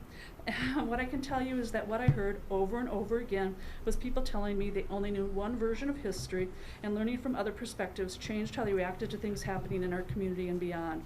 It wasn't easy for anyone, but they kept coming back week after week. They were hungry to learn and to talk about it. Knowledge is power. I wholeheartedly support our school board's commitment to equity education. If we choose to teach with only a single view of history, one side of the story, first of all, would be choosing to talk to and for only half of our community. Perhaps even more important, teaching history from many different perspectives gives kids the opportunity to decide for themselves what they believe, and we will raise a generation of kids who will be critical thinkers so that hopefully they will not be stuck in the partisan mess that we are in right now. This is not about shaming people with a history they were not directly responsible for. When we know better, we do better. I choose to trust that kids are smart enough and strong enough to be able to handle the truth of our country's history, and with that knowledge, they will be able to solve the big problems that our country faces. Let's give them all the facts. Thank you.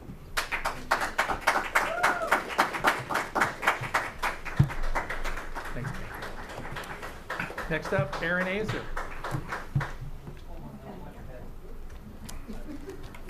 And again, name and address, please, Ms. My Azer. name's Erin Azer. I live at 1329 Draper Avenue, Minnesota.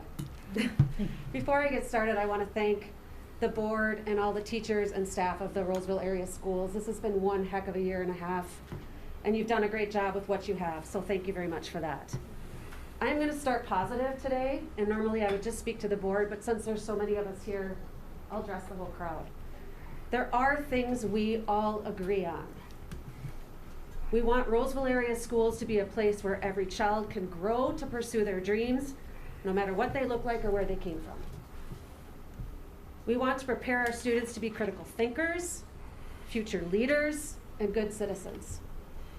We want our kids to have content that is meaningful, challenging and engaging, and honest. Teachers want that. Parents want that. And most importantly, and they haven't been talked about that much, kids want that. They want to have discussions. They want to ask questions. They're curious. They really are. I know, because I'm also a teacher. Not here, but in another district.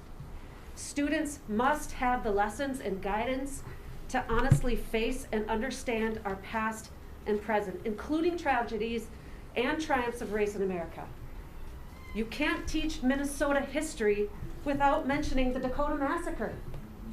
You can't teach To Kill a Mockingbird without giving the perspective of Tom Robinson and the role of racism in the courts.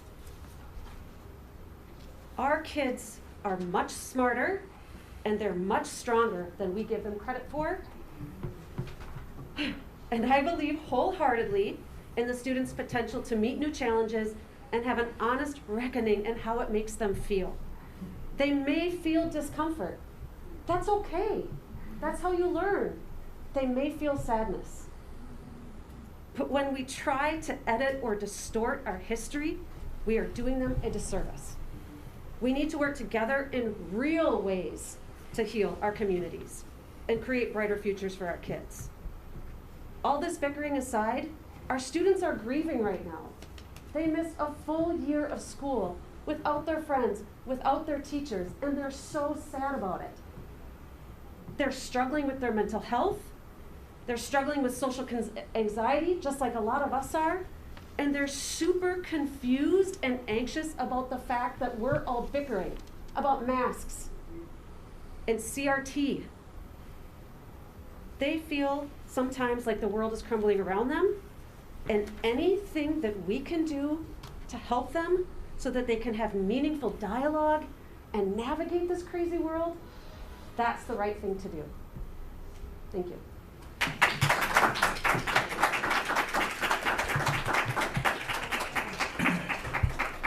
Next is Deb Barr-Helgen.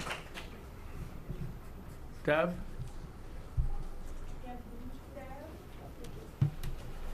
Hi. Again, could you state your name and address, please? Hi, I'm Deb Barr-Helgen, 986 Tiller Lane. I'm a Roseville Area School Foundation board member and a parent of the district. My kids went to Parkview, and now probably I still have one in the high school. The Roseville Area Schools Foundation shares the Roseville Area District's equity vision of an equitable and respectful learning environment for every student, every family member, and staff member, regardless of race, gender identity, sexual orientation, socioeconomic status, ability, home language, religion, national origin, age, or physical appearance. In fact, we adapted this vision as our own. The Roseville Area Schools Foundation adopted this vision because we believe in it, and we know that equity is about building a welcoming and inclusive learning environment. We know that equity is about creating a sense of real belonging in the schools. And we know that equity is about setting up all students for success. Roseville Area Schools has a really very bright future. I think we all can agree with that. Our foundation believes that the district's equity vision, believes in the district's equity vision, and we are here to support it fully.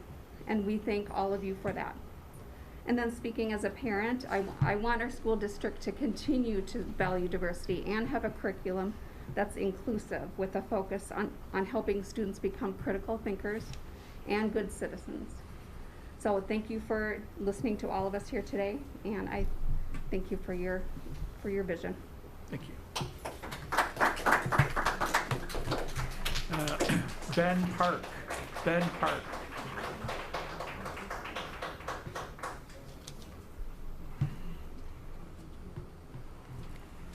Good evening, sir. And again, if you could state your name and address, please. Benjamin Park. I live at 1417 Skillman. And first of all, again, want to say thank you to all of you. This is not easy. So I appreciate what you're doing. Appreciate you listening to everybody. So I'm the parent of 3 children, pre-K through 4th grade. And I'm also a former student. Graduated in 1998 from Roseville Area High School. Also went to Rams. Also went to Brimhall.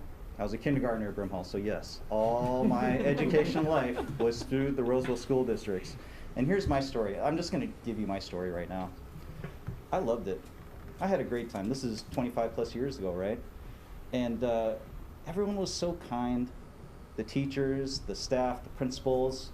When I went to the principal's office because I got in trouble, he was still kind and respectful and helped me to grow. There are people that I walk by in this hallway who shaped the person I am today, who encouraged me to try things. At the time, 25, 30 years ago, Roseville was very different demographically. I didn't see a whole lot of faces like mine on stage or in front of people, and aside from the two sisters who went before me and graduated. And there were people who reached out and who gave me opportunities and who tried, and they were so kind. And I had a great time. One event stuck out, though, that I think is applicable tonight, or relevant for tonight.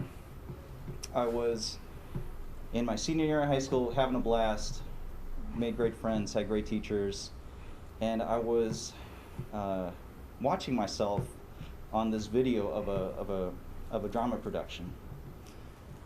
And I saw myself, and I was shocked, because I looked so Asian. My eyes just looked so much narrower than the people I was with. I felt ugly inside. And I'm not blaming anybody. Everyone, like I said, everyone was so kind, so respectful. No one, I would not call anybody a racist. But in the system, in the culture, in the whole atmosphere, there were things going on that people probably didn't even know they were doing at the time. So why? Here's the question. Why am I back here? Why are my kids going to these schools again? I'll tell you why. My wife somehow got a temp job at Rams, and she started working there for the assistant principals.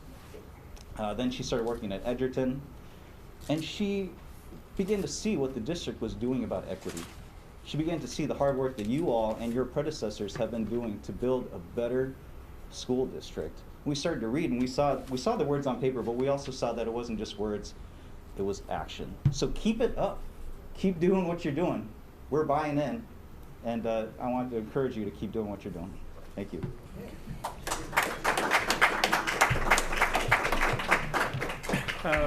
Monica Gallagher. Monica Gallagher. Monica Gallagher. Oh, good. Right there. Ah, hello. But outside, or it needs. Yeah. If you could just state your name and address as you begin, please. Thank you.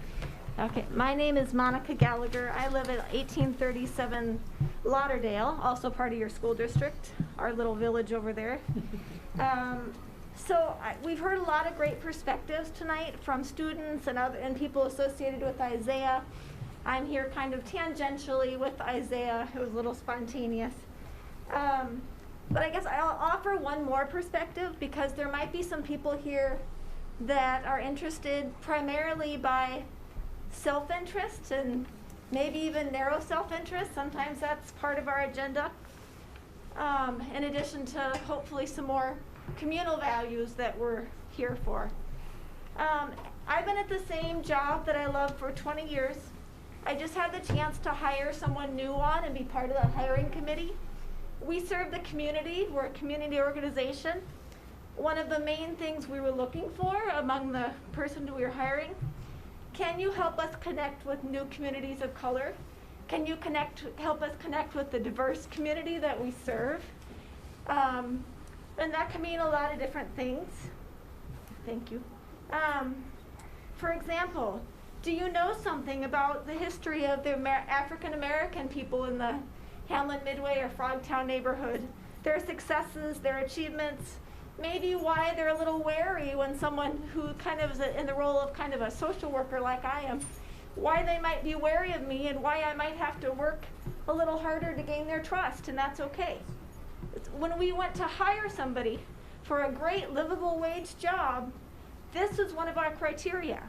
If someone had come off, and they all happened to be white applicants that, maybe we didn't do a good enough job on our recruiting, or who knows, but so they were the same that way. But if they had walked in and sounded kind of tone deaf or kind of 1950s or kind of not with our progressive multicultural society, they wouldn't have gotten a second interview. That's not who we are. Our funders demand we are progressive. Our funders demand we serve the whole community. Our funders demand that we look outside a little bubble of St. Mary's High School in O'Neill, Nebraska, where I spent my first 18 years.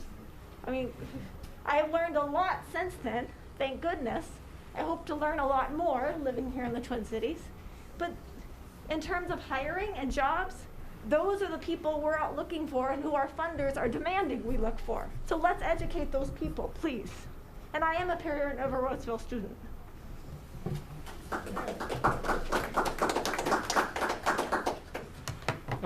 Next is Jessica Kearns.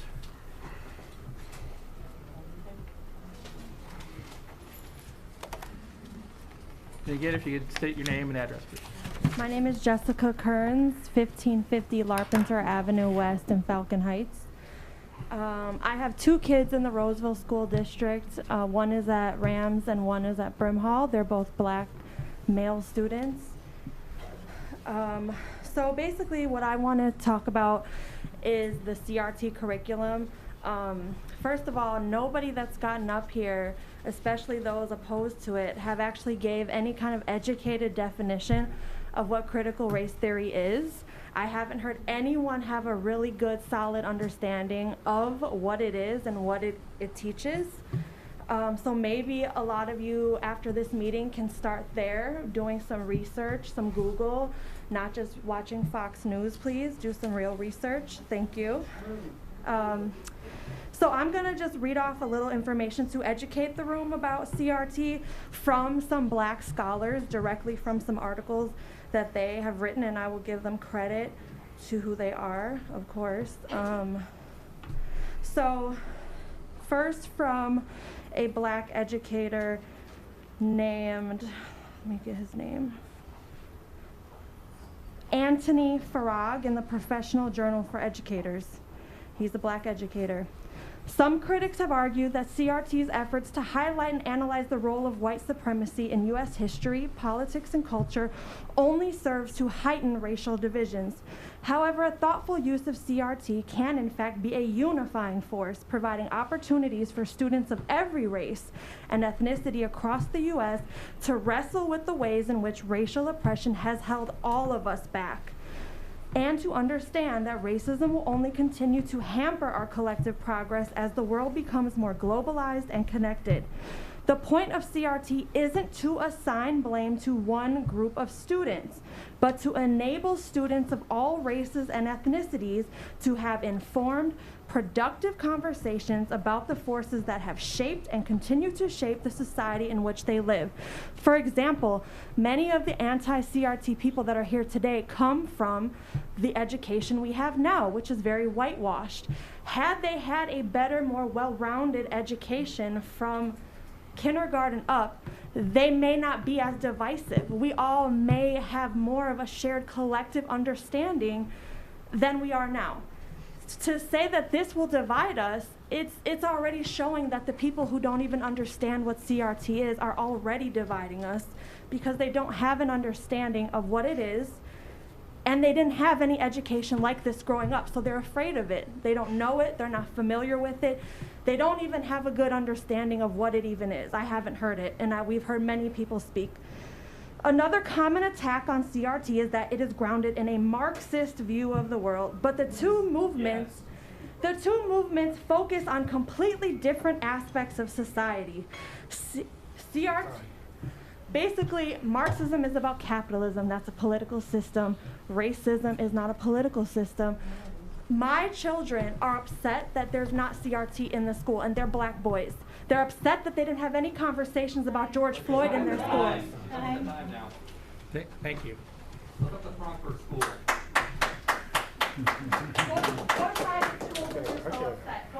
Next. I care about the school. Please, ladies and gentlemen, please. Real classy. You can have conversations elsewhere. This is the board meeting. Thank you. Next is Michelle Wallace. Michelle Wallace.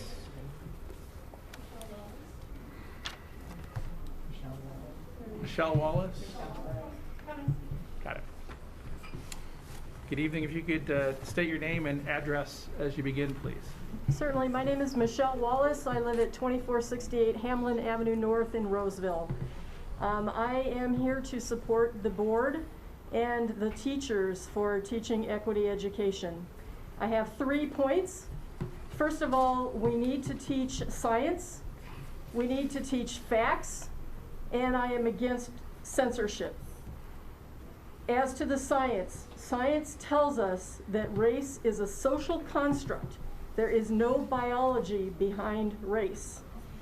Secondly, as to facts, facts are things like the Tulsa Massacre, the Dakota Massacre, the Japanese internments, you know, all of those things in history that happened, redlining, all of those things happened, and we need to know about that. I was a history major in college, and I didn't learn about any of that until I was in graduate school. I felt cheated by our educational system for not knowing that history. We need to teach the facts. And third, my point about censorship. What the people that want to defund critical race theory are asking is that certain ideas be censored. And I am absolutely opposed to that. Thank you. Next is Patty Holmes. Patty Holmes. Is there a Patty Holmes? Oh, if you could formally state your name and address, Sure. please, as you begin. Patty Holmes. I live in Falcon Heights at 1635 Garden Avenue. Thank you for the opportunity for all of us, for everyone here to be heard. I appreciate that. I appreciate the board listening so conscientiously tonight. I want to say just a few things. I want to be brief. I am a very patriotic person. You should know that about me. I am also a very religious person, and those two things lead me to believe that truth is what we should be after.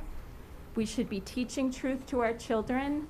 I wish that when I was in public education in the 60s and 70s that I had been taught the truth and that I didn't have to learn hard lessons later in my adulthood about about what happened to people, like was mentioned in by the last speaker.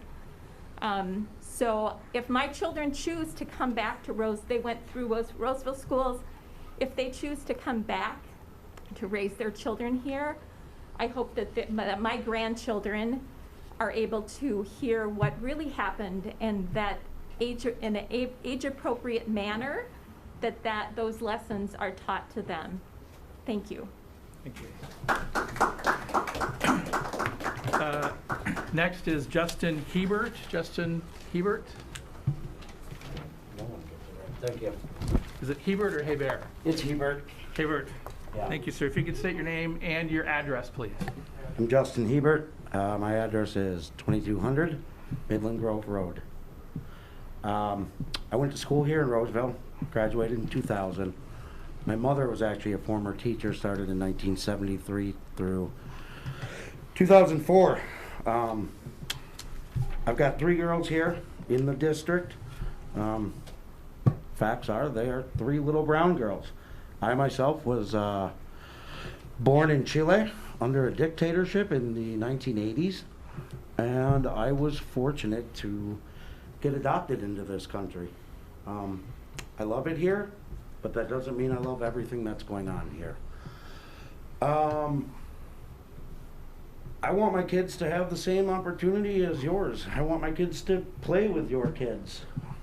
Nobody's born racist. And even if I disagree with, say, that man there, if he had kids that got well very long with mine, I would have no problem if they played together. I wouldn't want my kids to dislike your kids at all. I wouldn't teach that to them, period. My parents came here from Michigan, like I said, in the 1970s. My mother was a teacher in suburban Detroit during the race riots. And here we are today in 2021. We're still dealing with that stuff. It's terrible.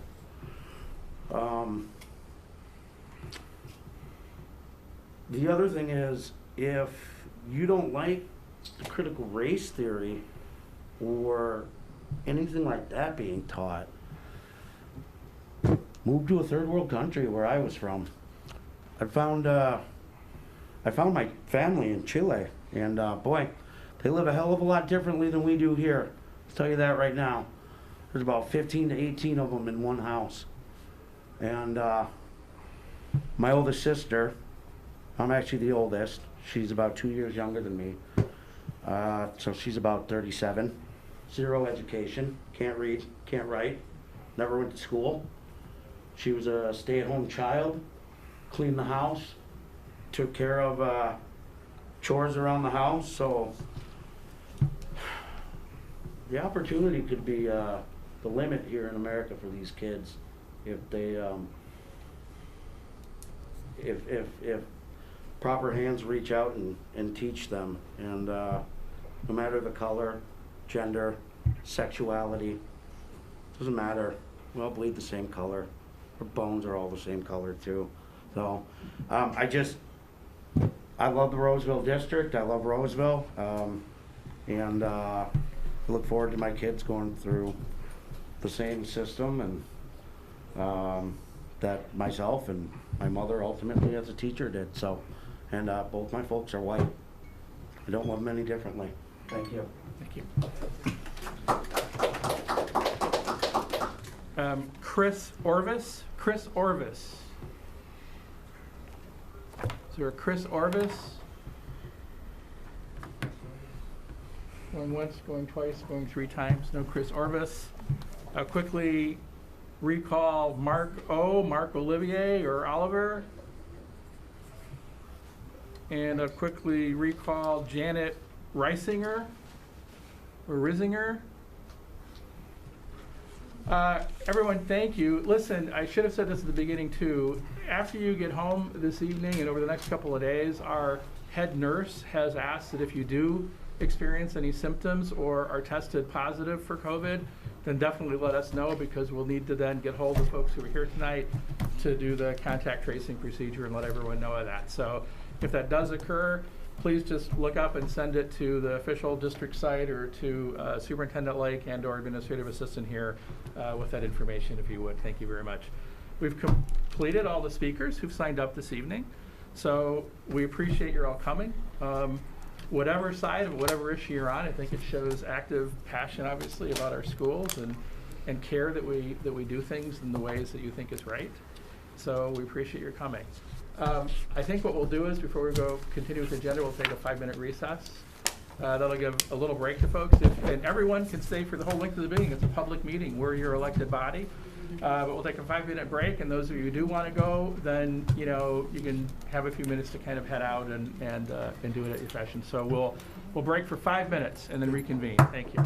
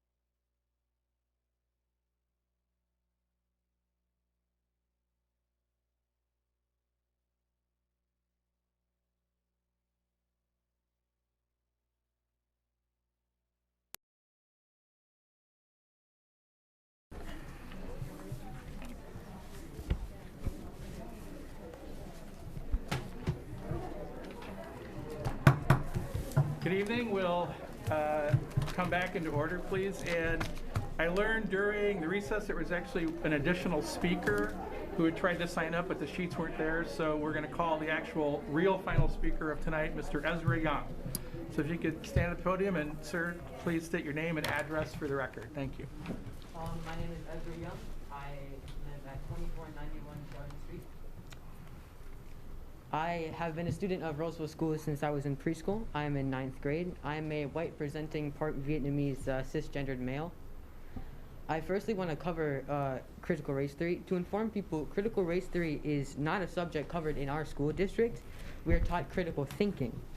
We are taught to form our own perspectives, and we want to be taught the real history of the United States. This does not mean that we are trying to eliminate history. We are trying to inform ourselves on the real, bloody, and racist history of our country. The fact that we are wanting to be taught equity and critical race theory, the fact that we are wanting to be taught equity and critical race theory thinking offends you, then you should think about that. Regarding systemic racism in our country, it is apparent that this exists.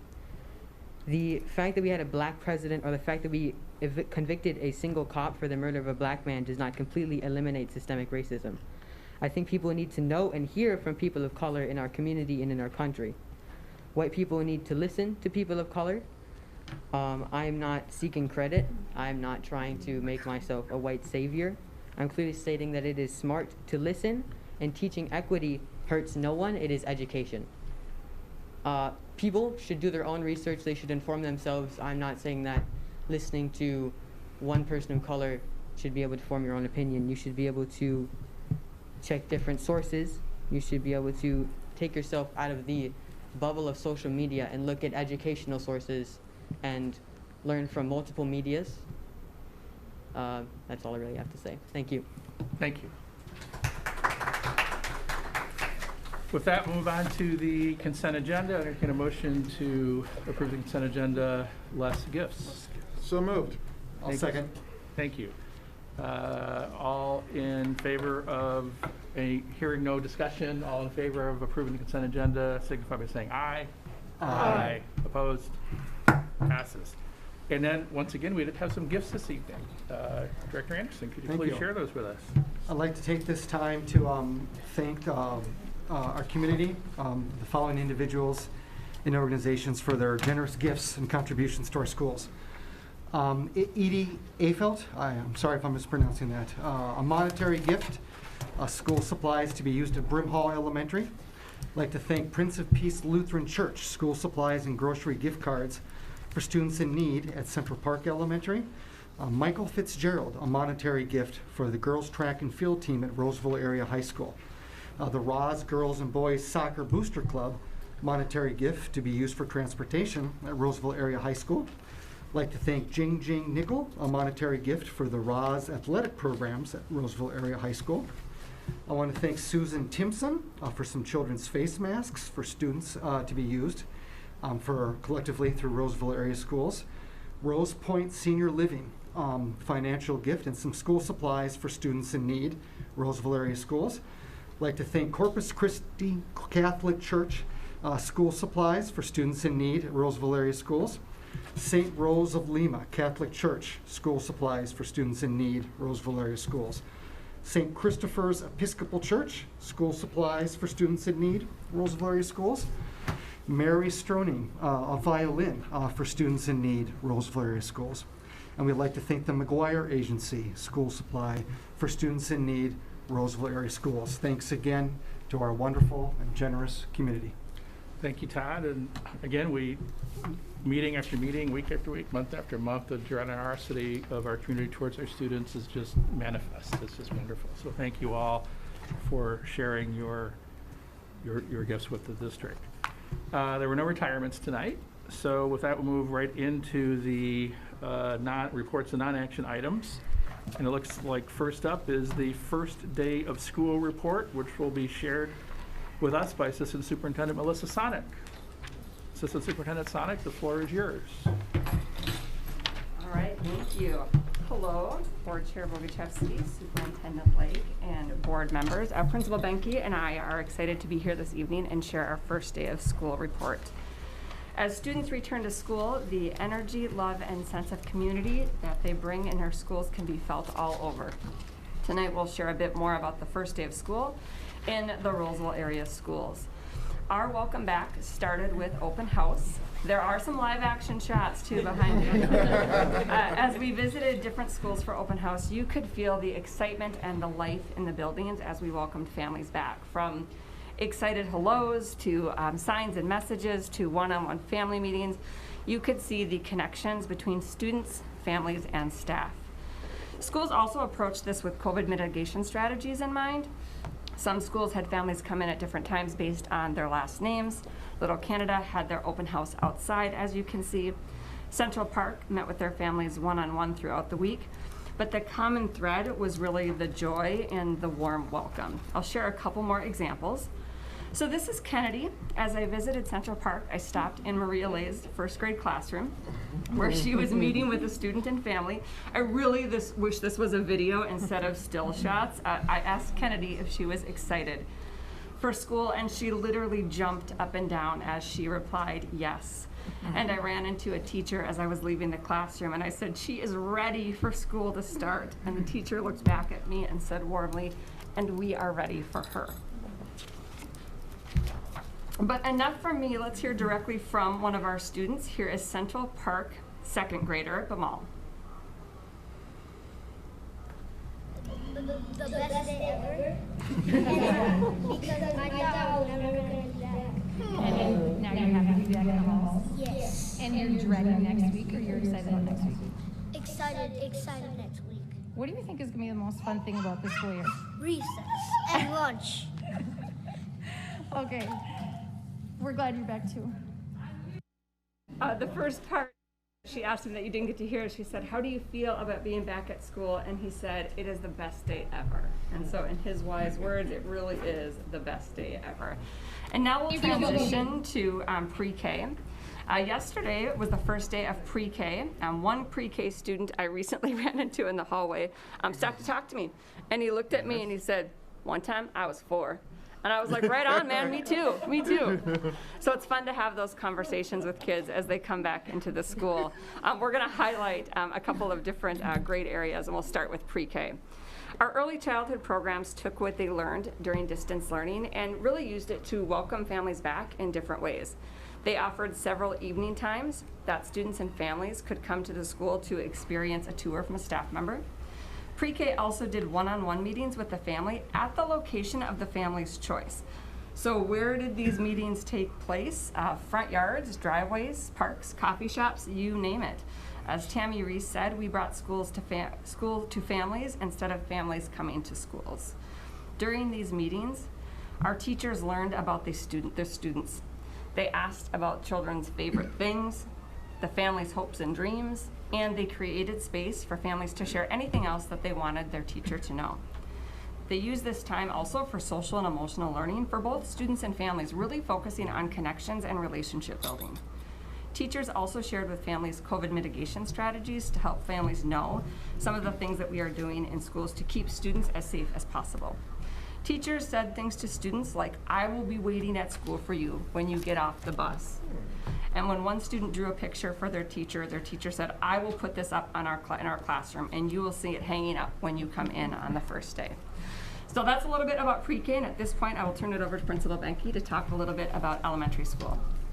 Thank you. Thank you. It's a joy to be here this evening and celebrate with you our first week of school. And so we all transitioned to our in-person learning. The first day of school for grades 1 through 6 was Wednesday, September 8th. Teachers really did appreciate that. And Thursday was September 9th for our kindergartners. So when asked, how did we welcome our students back?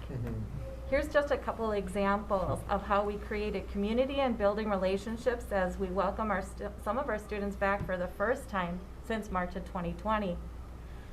At Falcon Heights, one way that we are creating that sense of welcome and belonging is by having each person's picture taken by their wings with an invitation to come soar with us. So these photos will be displayed in the halls all year. One thing I'm seeing though is more use of these videos and ultimately gaining more of an understanding of that. What did we learn in distance learning and bringing to our classrooms? Can I share the video? Come soar with us, Falconeers. We're so excited to see you. I'm Mr. Kruger, and everybody's going to get their picture in front of the wings. Looking cool. Can't wait to see you. I'm told that invitation extends to school board members as well. Please do stop by. We'd love to have your photos. Well, oh, shame on me. I should have stopped you. Will you stop by?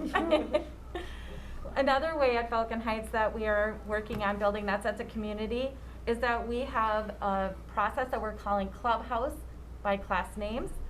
So another way is in the classrooms, they're doing team names. And across our grade levels, teachers have also identified as teams. So our 6th grade team is the middle school wannabes. And other names can range from the dragons to the ancient ones. Harambe has music playing outside to help the students' presence be celebrated. There are also several morning intercom announcements of welcome and a chance for sharing about being a community that hopes and heals together.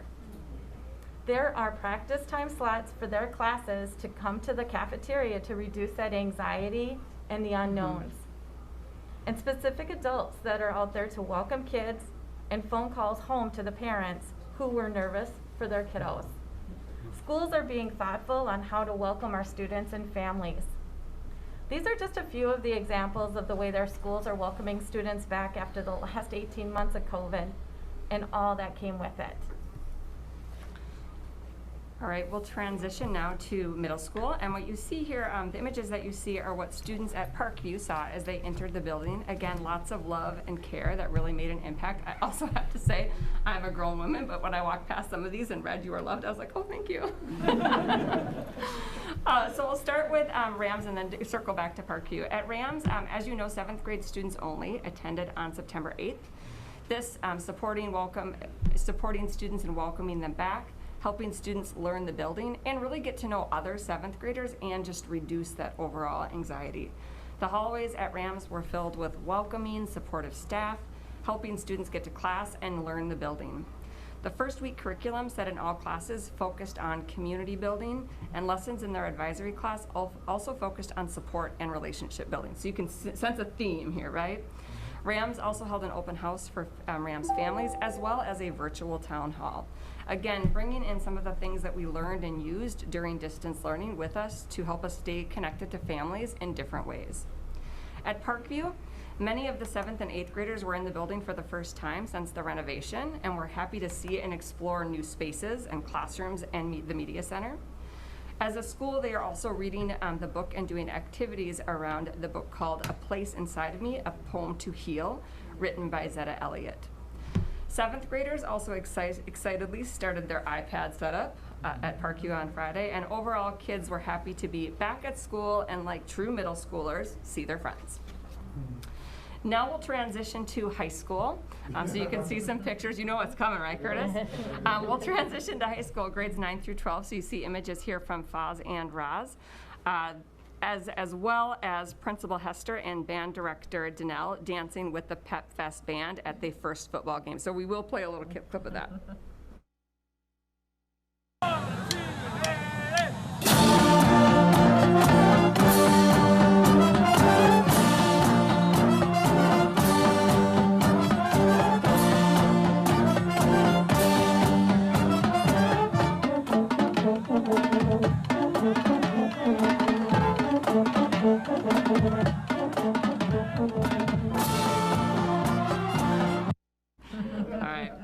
I hope you enjoy that. I know Principal Hester was thrilled that we were playing that this evening. A little bit more about Roz. Freshmen and sophomores started school together on the first day. Now this is typically just for 9th graders, but 10th graders were added this year, as you know. This was to support our 10th graders as they transition to Roz, similar to how they would have been able to do last fall had we not been in distance learning. The hallways were full of leaders and staff helping students. Upperclassmen greeted students outside, handing out lollipops. The sidewalk was covered with messages of welcoming and belonging. There was also a virtual pet fest as well as a class meeting for the graduating class of 2023, which is pictured here. Students also had the opportunity to give their class schedule a go and spend some time in each class. When sophomores and seniors joined the next day, they brought a sense of calm and leadership to the building. Principal Hester is also modeling this same relational approach with staff. Their mantra this year is love, laugh, and learn. In that spirit, you see pictured here at our Roz staff dodgeball game. And next on to Fairview. At Fairview, staff gave students building tours so they could learn more about the residents of Ambetu Techa Education Center. Student services staff also modeled how to create a name story, and all students then created their own name story in advisory class. They held an all-school circle, and staff met with students to really incorporate student voice in upcoming events, and this was to ensure that our events are really what our students need them to be. Students also got to know each other better and found common interests to foster, again, connection in that relationship building. And last but not least, there was some team building activities in the gym using pool noodles, proving that you are never too old to play games with pool noodles. So to close us up, I could not be more proud of our schools, our leadership, and our staff. We are ready to be who our students need us to be. We are ready for the 21-22 school year. What you see pictured here was a visit to a kindergarten class at Parkview, and I said, give me 2 thumbs up if it's a great first day of school. And you can see by our students who know us best assessment, it seems to be pretty great. Questions or comments regarding the first day? Thank you very much. Yeah, excellent. Looks like it was fun. Curtis. Okay, having a kid in the different, They say, as far as Rouse went, lots of crazy energy, and I was actually at Little Canada just after you guys were there. Really great to see all the kids running around and enjoying themselves. I really do appreciate the different buildings. Using lessons learned from the pandemic. In particular, I love the idea of the phone calls home to parents, especially those parents of kindergartners. You know, I remember my firstborn running off to kindergarten, was completely ready to go. Boom, on the bus, gone. No cheers, no nothing. You know, we're like, ah! So. It's and Little Canada actually did actually the Little Canada PTA did a coffee afterwards. So after you dropped the kids off, yes. you could and Kleenex. Yes, you can just go to the side, like, you know, so you can't look in the building, but you can come over here and you know cry it out. So thank you. Yes. Kitty. Sounds like it was a really very incredibly smooth transition back to school after such a long period, and it's really exciting to see the various things. Do we have any feel for where our students' counts are roughly? I know nothing is official till October 1st, but where did we come in roughly where we were expecting our students, the numbers to be? That is a good question. Do you mean in comparative of how we've been in school years past? Well, comparison to what we were planning on in terms of students. Well, Sherry can give additional comment. We're about 50 students under our staffing projections, so that gives you an estimate. And the majority of those students we're missing are at the elementary levels compared to the secondary levels. Thank you. Other questions? Thank you. Yeah, thank you. Yep. Good to be back. Yeah, thank you. Thanks very much. Next up, we have the graduation and post-secondary report by Director of Student Achievement, Jake Vondelinde. Jake. Good evening. Thanks for having me. Something to show also? Yes, it's up there. Very much so. Thank you for having me tonight. So this is a report of our graduation percentages for the 2020 graduating class. So I just want to reiterate that this is the 2020 graduating class, not the 2021. So this is a few years behind yet. In graduation, always behind. We typically receive data for graduation in late February or March. This year, because of the pandemic, there were interruptions that we received the data later from MDE, and it was at the end of the school year of 2021. So, just a reminder, this is 2020 data. A few of our areas that we talk about within the Roseville area schools for our strategic plan really meet the goal of our graduation and career and college readiness. And the main one, obviously, is to expand that support for college and career readiness. A few of those areas that I'd highlight up there is just to expand our internship and job shadowing opportunities to include community members. Expand opportunities for students to learn about and experience careers by participating in programs such as Best Prep, Construct for Tomorrow, Workforce Solutions, and Junior Achievement. And expand our job training opportunities for adult basic education students in high needs areas such as technology, medicine, education, and language interpretation.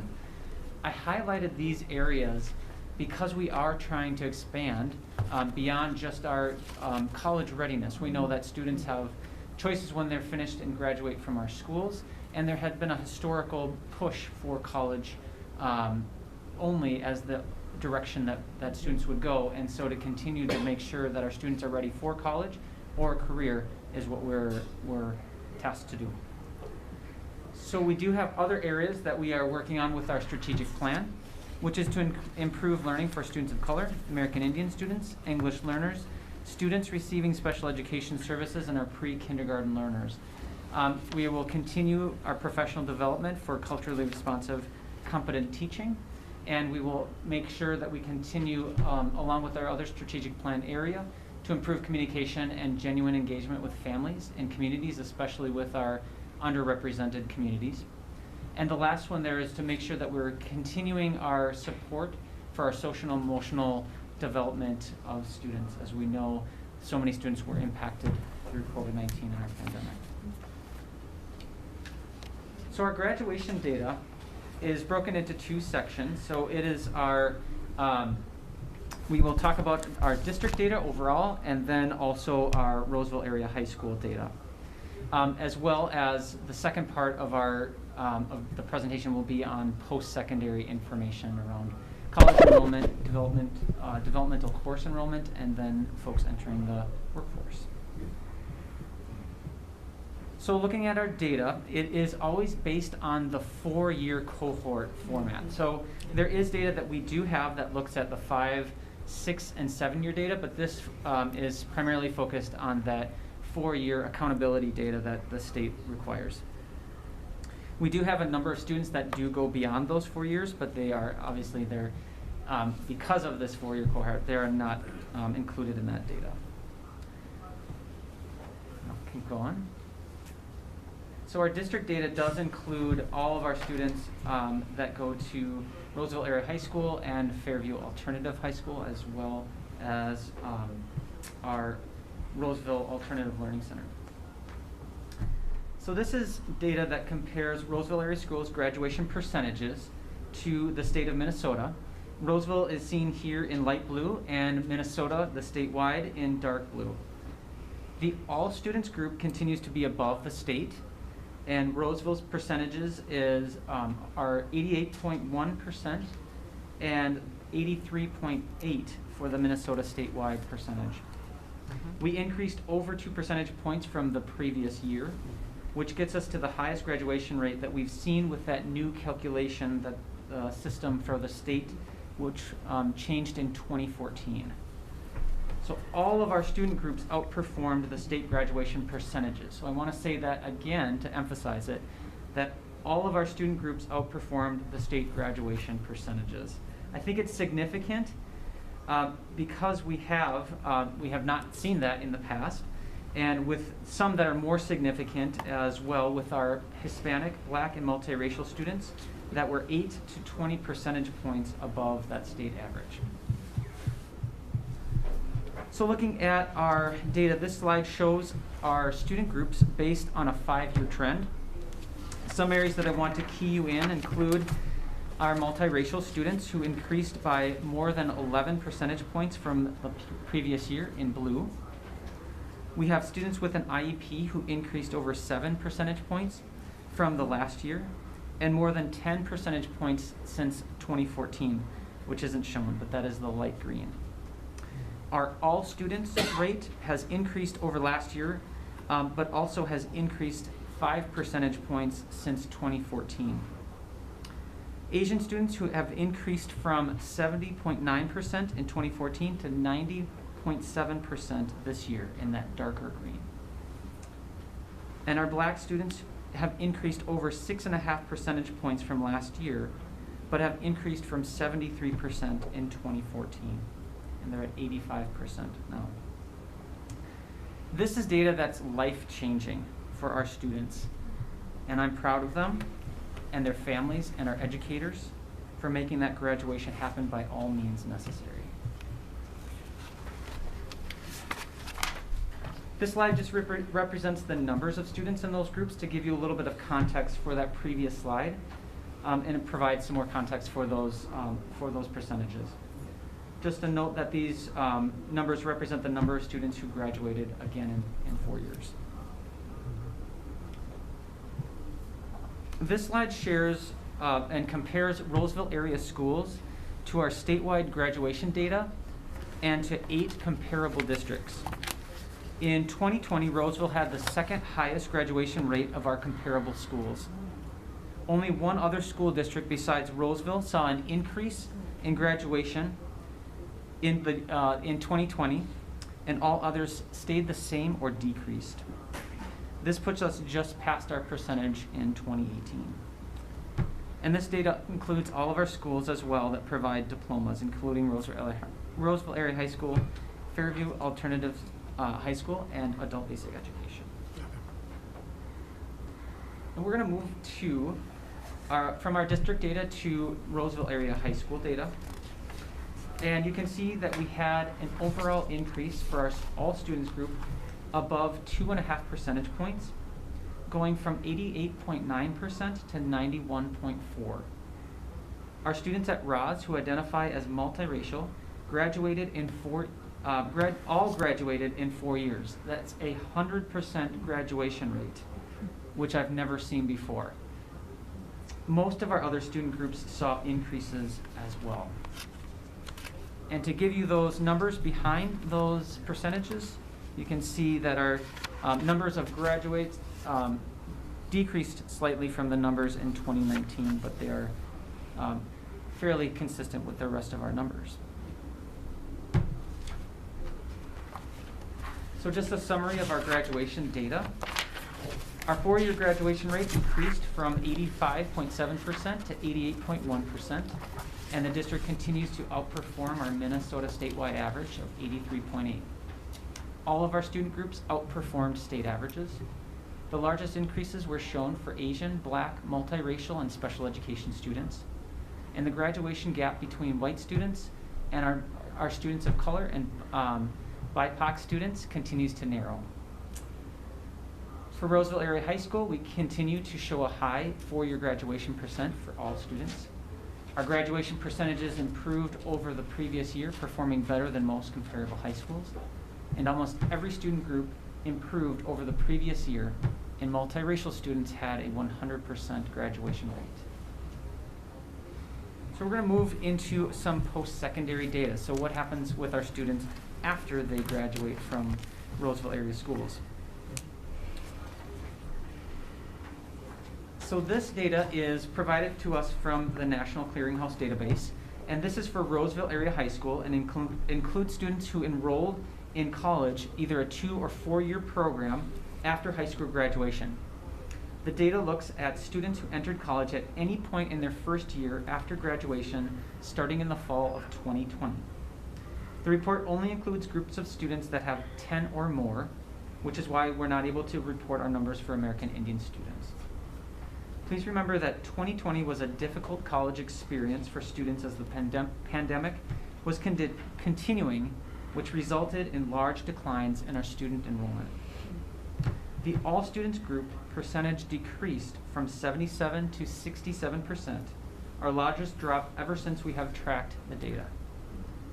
We don't have the statewide comparison yet, but that data will be interesting to gauge our decline against. Unfortunately, we did see decreases for most of our student groups, with the highest decreases for our students who are Hispanic, Asian, or have an IEP. Black students did have an increase of 3 percentage points, but that was after a decrease from the previous year of 6 percentage points. If you look at 2 years after graduation rate, the rate does go up in a range from 3 to 4%.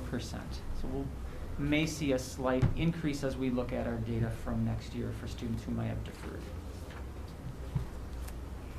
So these are the numbers that we look at for students that were enrolling in college over time.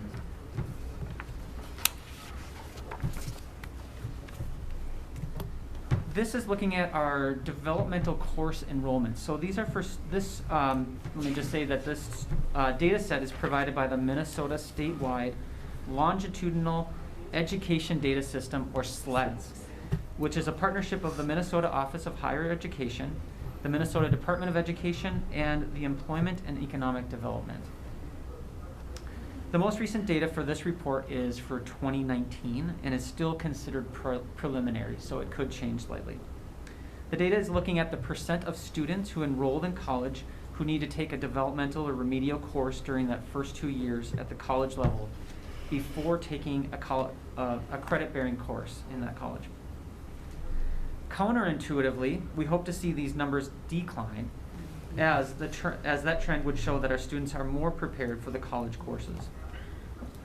Our district has continued to show a decrease in the number of students required to take developmental courses over the 5-year trend from 27% in 2015 to 18% in 2019, moving us closer towards the state average. We saw decreases for our Asian students and students who qualify for free or reduced price meals. And unfortunately, we did see an increase in our Hispanic and English learner students. And now this set of data is also provided by SLEDS. And this data shows that the fields where students went into after high school graduation. It represents about 16% of our high school graduates that went into the workforce after graduation. You can see that the highest percentage of graduates went into the fields of trades, transportation, and utilities, as well as leisure and hospitality. The other areas had numbers this year that were too small to report. And the next slide shows the numbers of students who entered those workforce percentages.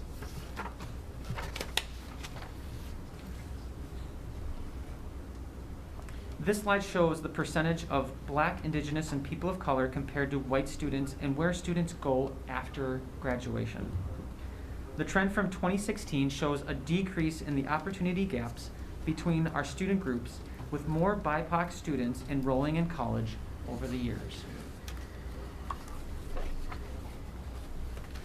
So looking at our post-secondary data, for a summary, we could say that our college students, for college enrollment, students attending college decreased from 77% in 2019 to 67% in 2020, and much due to the pandemic. We also don't know how that's going to compare to the state average yet. Most of our student groups decreased, however, Black students had an increase of 3 percentage points. With our developmental courses in college, the number of students required to take developmental courses continued to decrease over the previous year, and by 5 percentage points and 9 percentage points since 2013.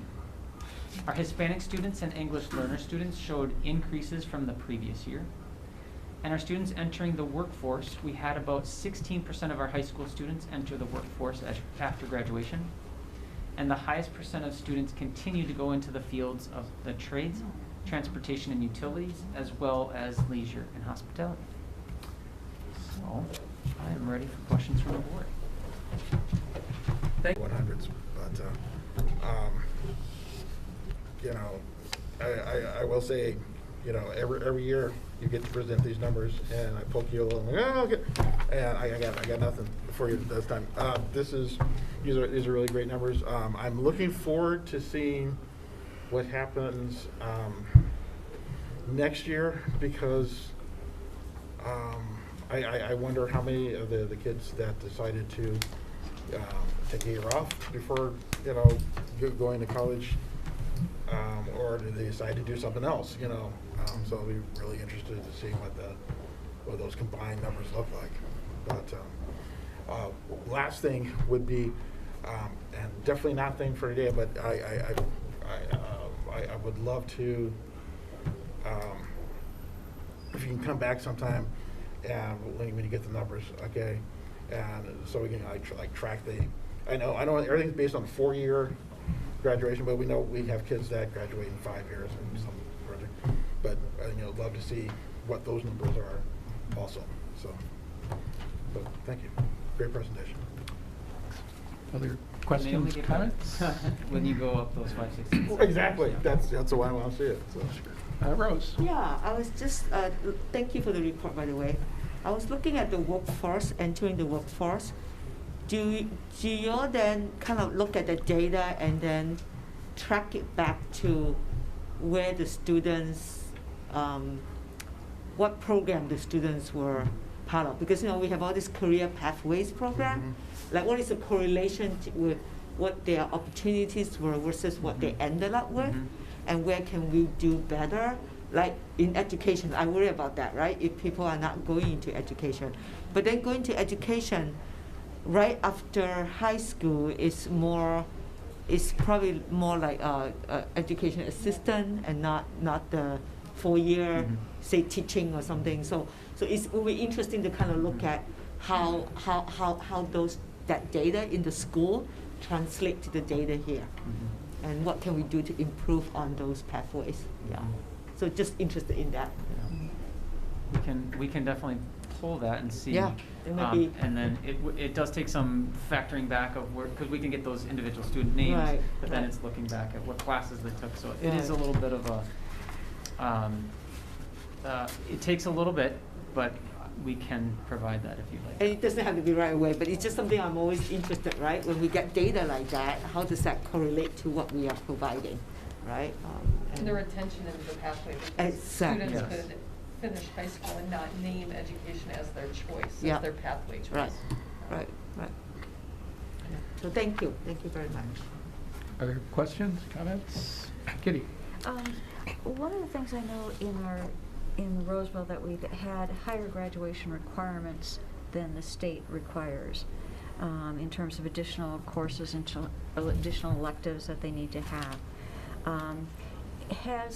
Do other districts tend to have those higher requirements as well, or is that something that is unusual to have additional requirements beyond the state requirements to be able to graduate? It really depends on the number of credits that are offered. And yes, I would say we do have more. We do expect that students have more credits that they would need to earn than the state would require. And compared to our comparables, ours was higher when we did this.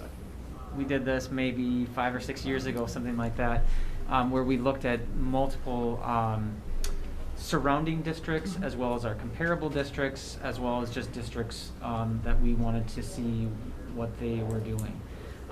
And we did find that we do have one of the highest credits required, and definitely above where the state is. So I think that shows, A, that we're getting students a well-rounded education, and getting a lot of those different areas where we have expanded, especially in our college and career pathways. That is pretty exciting, and giving students those opportunities to seek those courses that are out there, that we offer, that are well beyond a lot of our competitive school districts.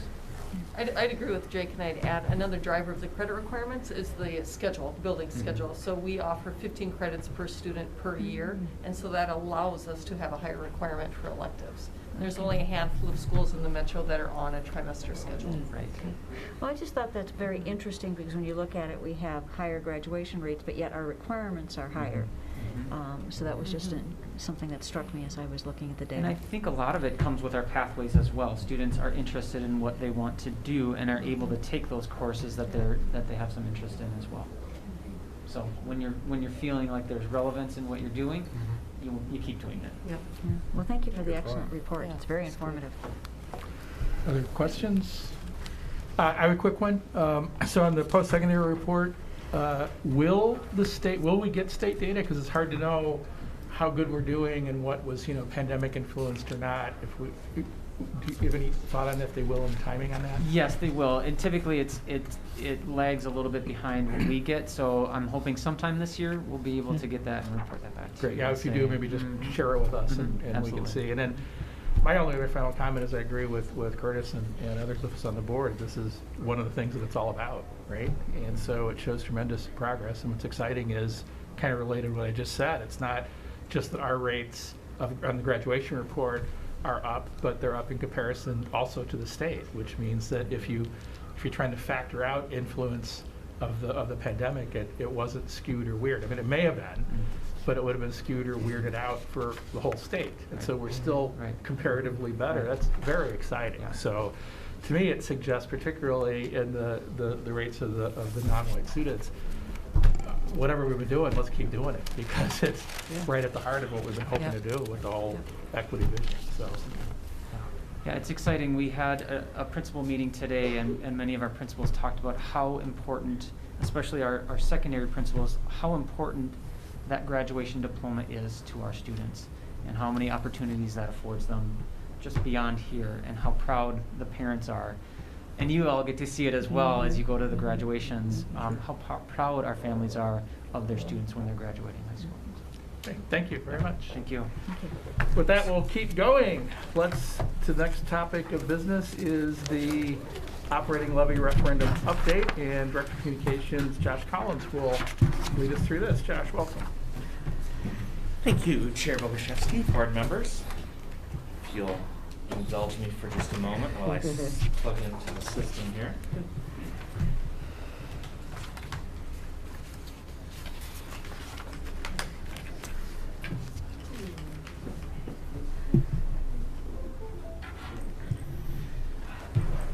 Maybe everyone can join me in thanking Wayne Powers for his tremendous technical work today and helping us work through any of those logistical challenges.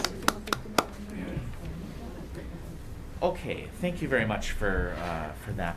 So today I'm just going to orient you as board members, but also the members of the public who might be watching on TV or streaming or in attendance today, of the information we have available about our operating referendum this November.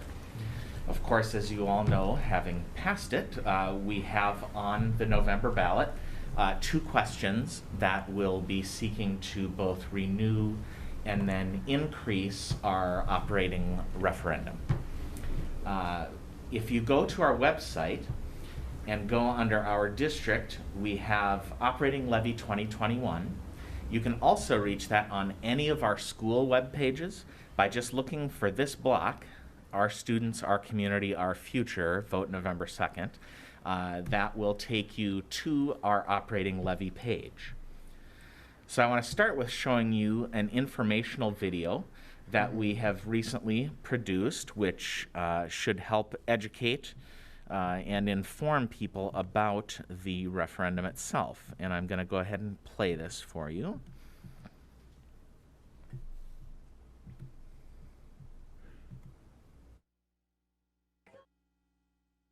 Sound. Okay, that looks positive, doesn't it?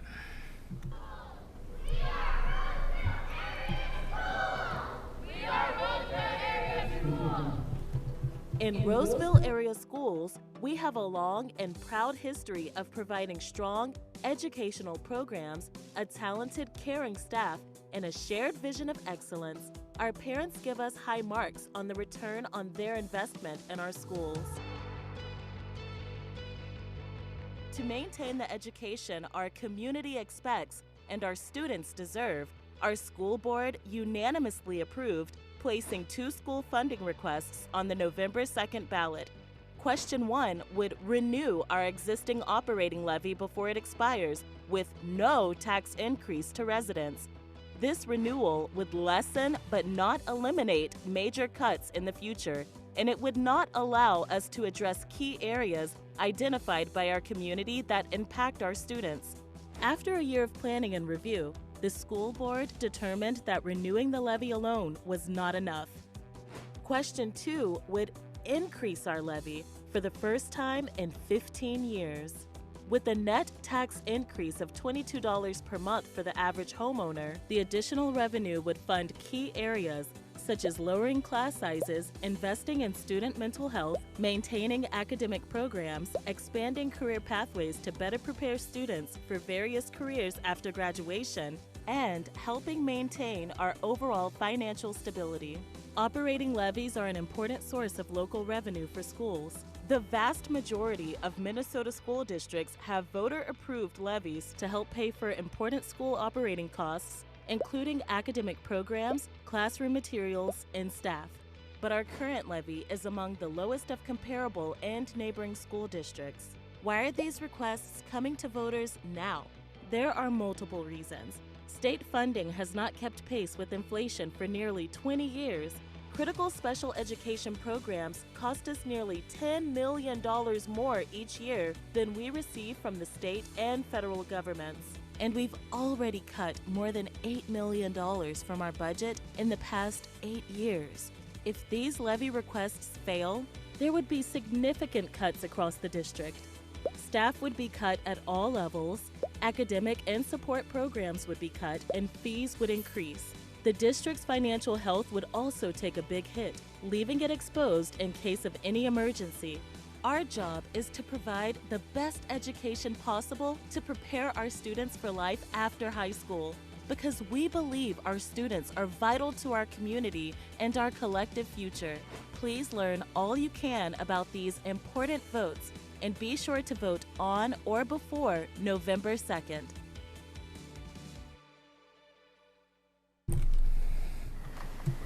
My job is to make college. Oh. Can't escape the advertisement. So that video is on YouTube. It's viewable with captions also in Spanish.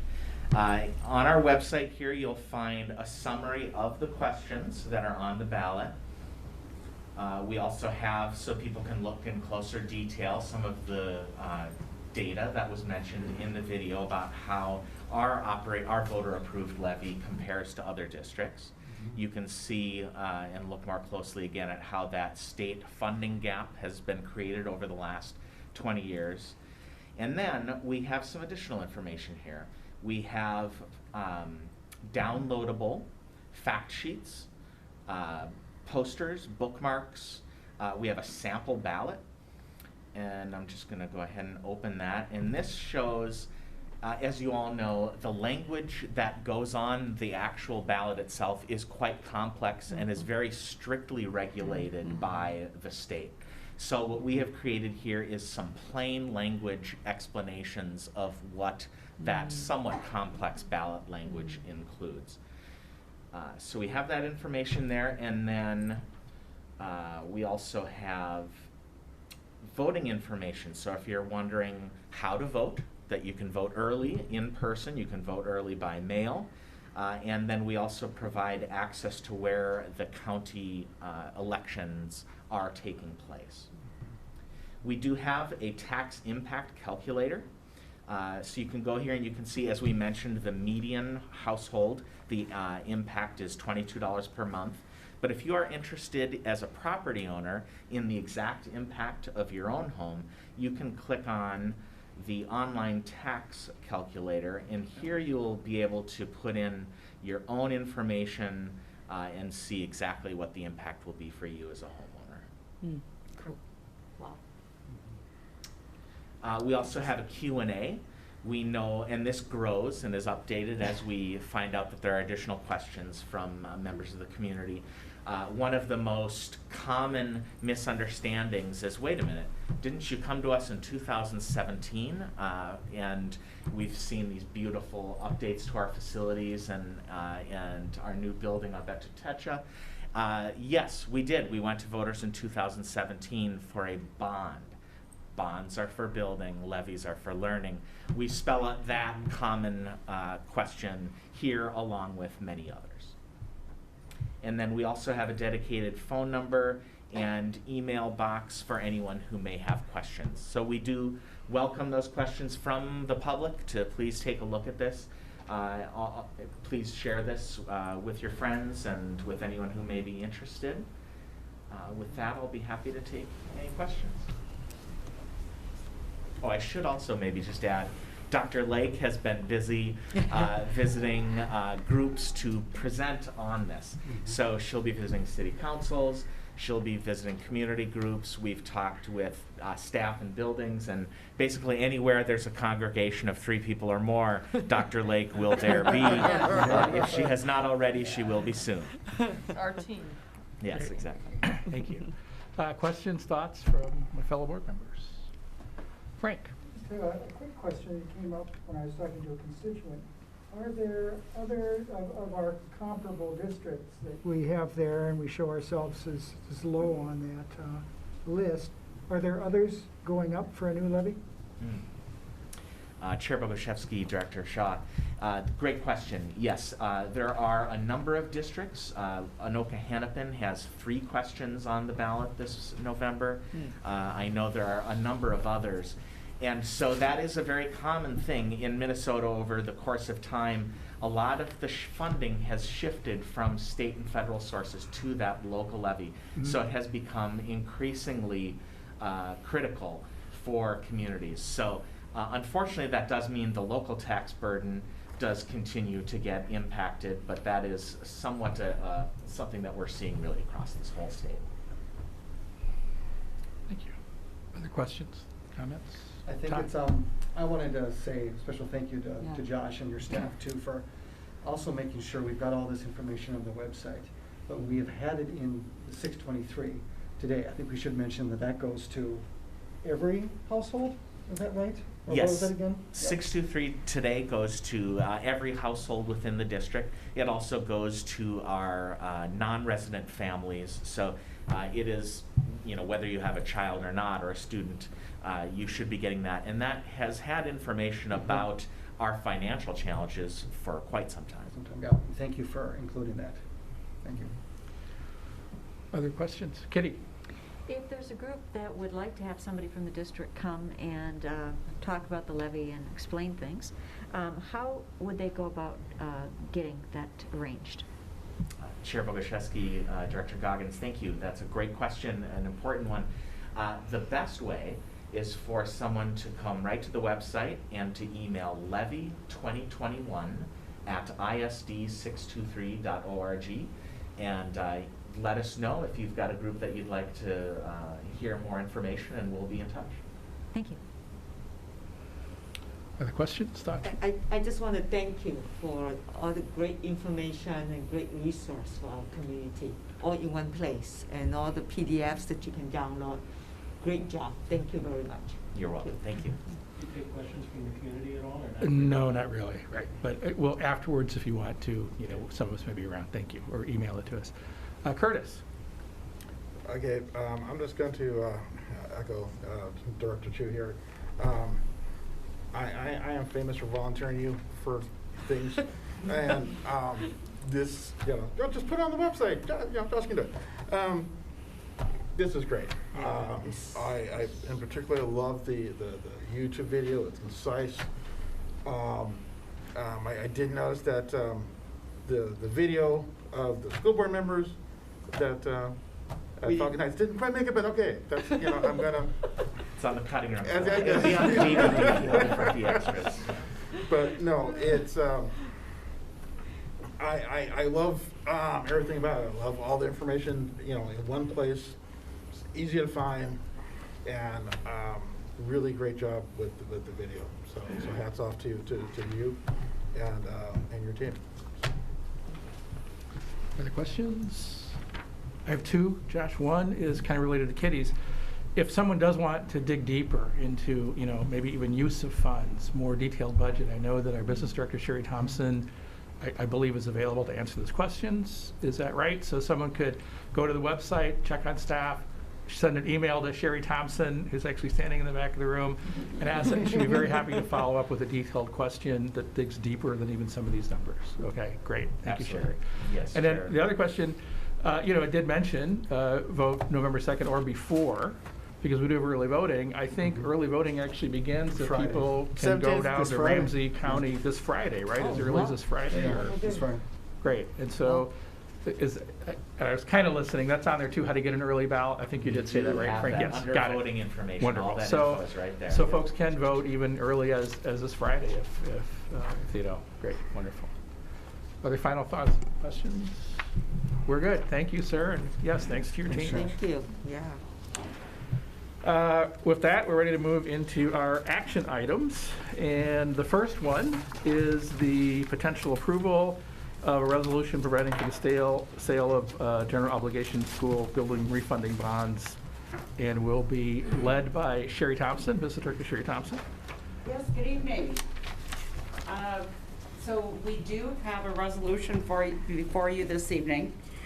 We do have some bonds that were issued in 2013, and those are actually, they will come up for call on February 1st of 2022.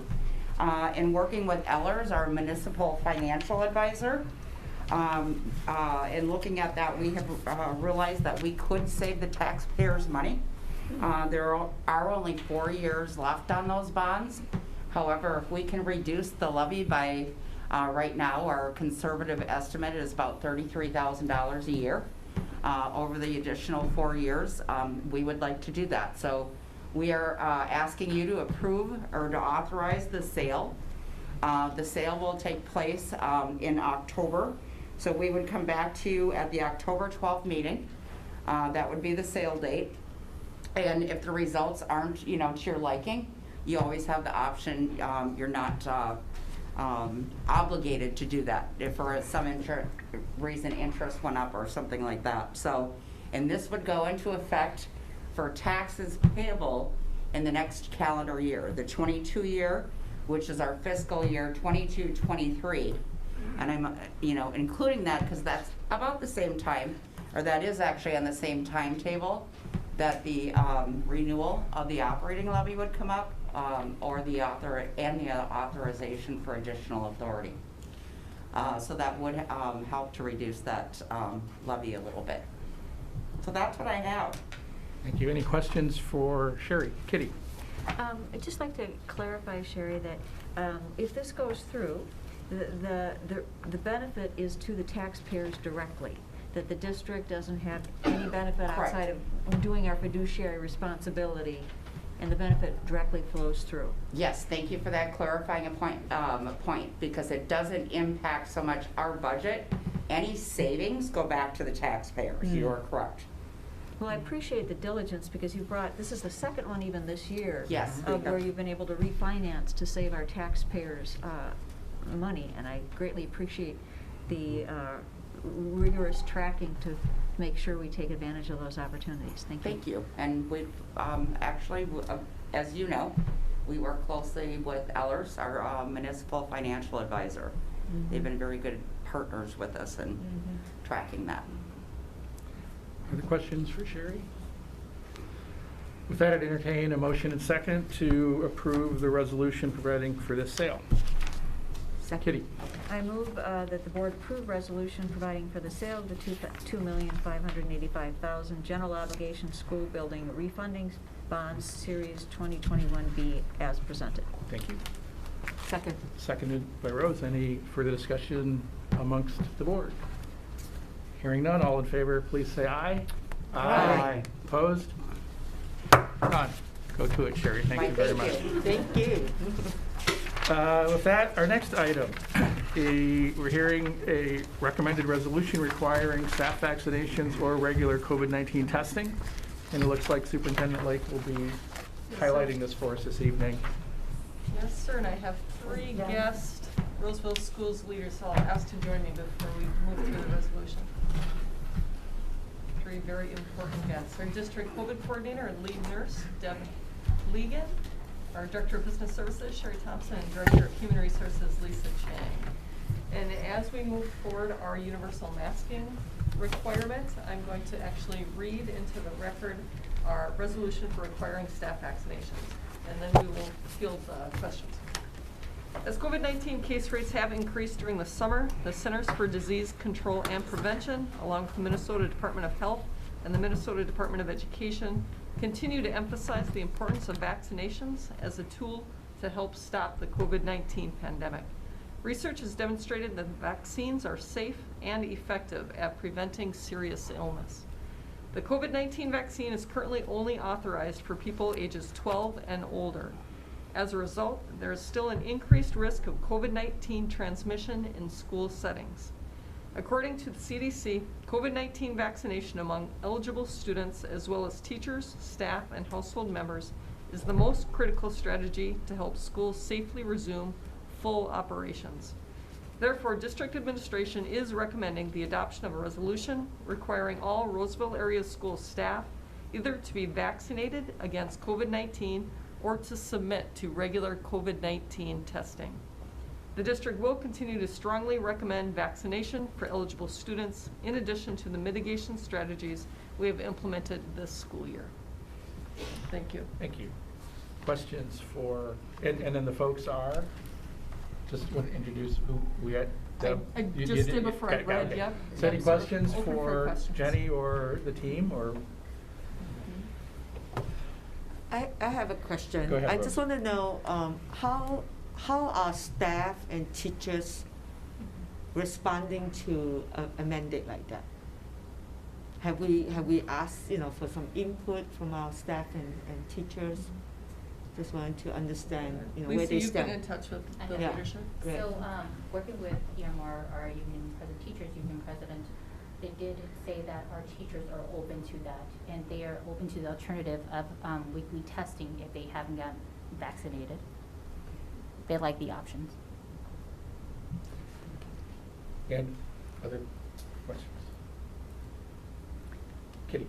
I'm assuming we have no knowledge of how many teachers would be affected by this. We don't, at this point in time, have knowledge of who is vaccinated and who is not. Is that correct? Correct, Kitty. We have not sent out an acknowledgement form. We're still working on that. We'll continue to work on that before October 15th.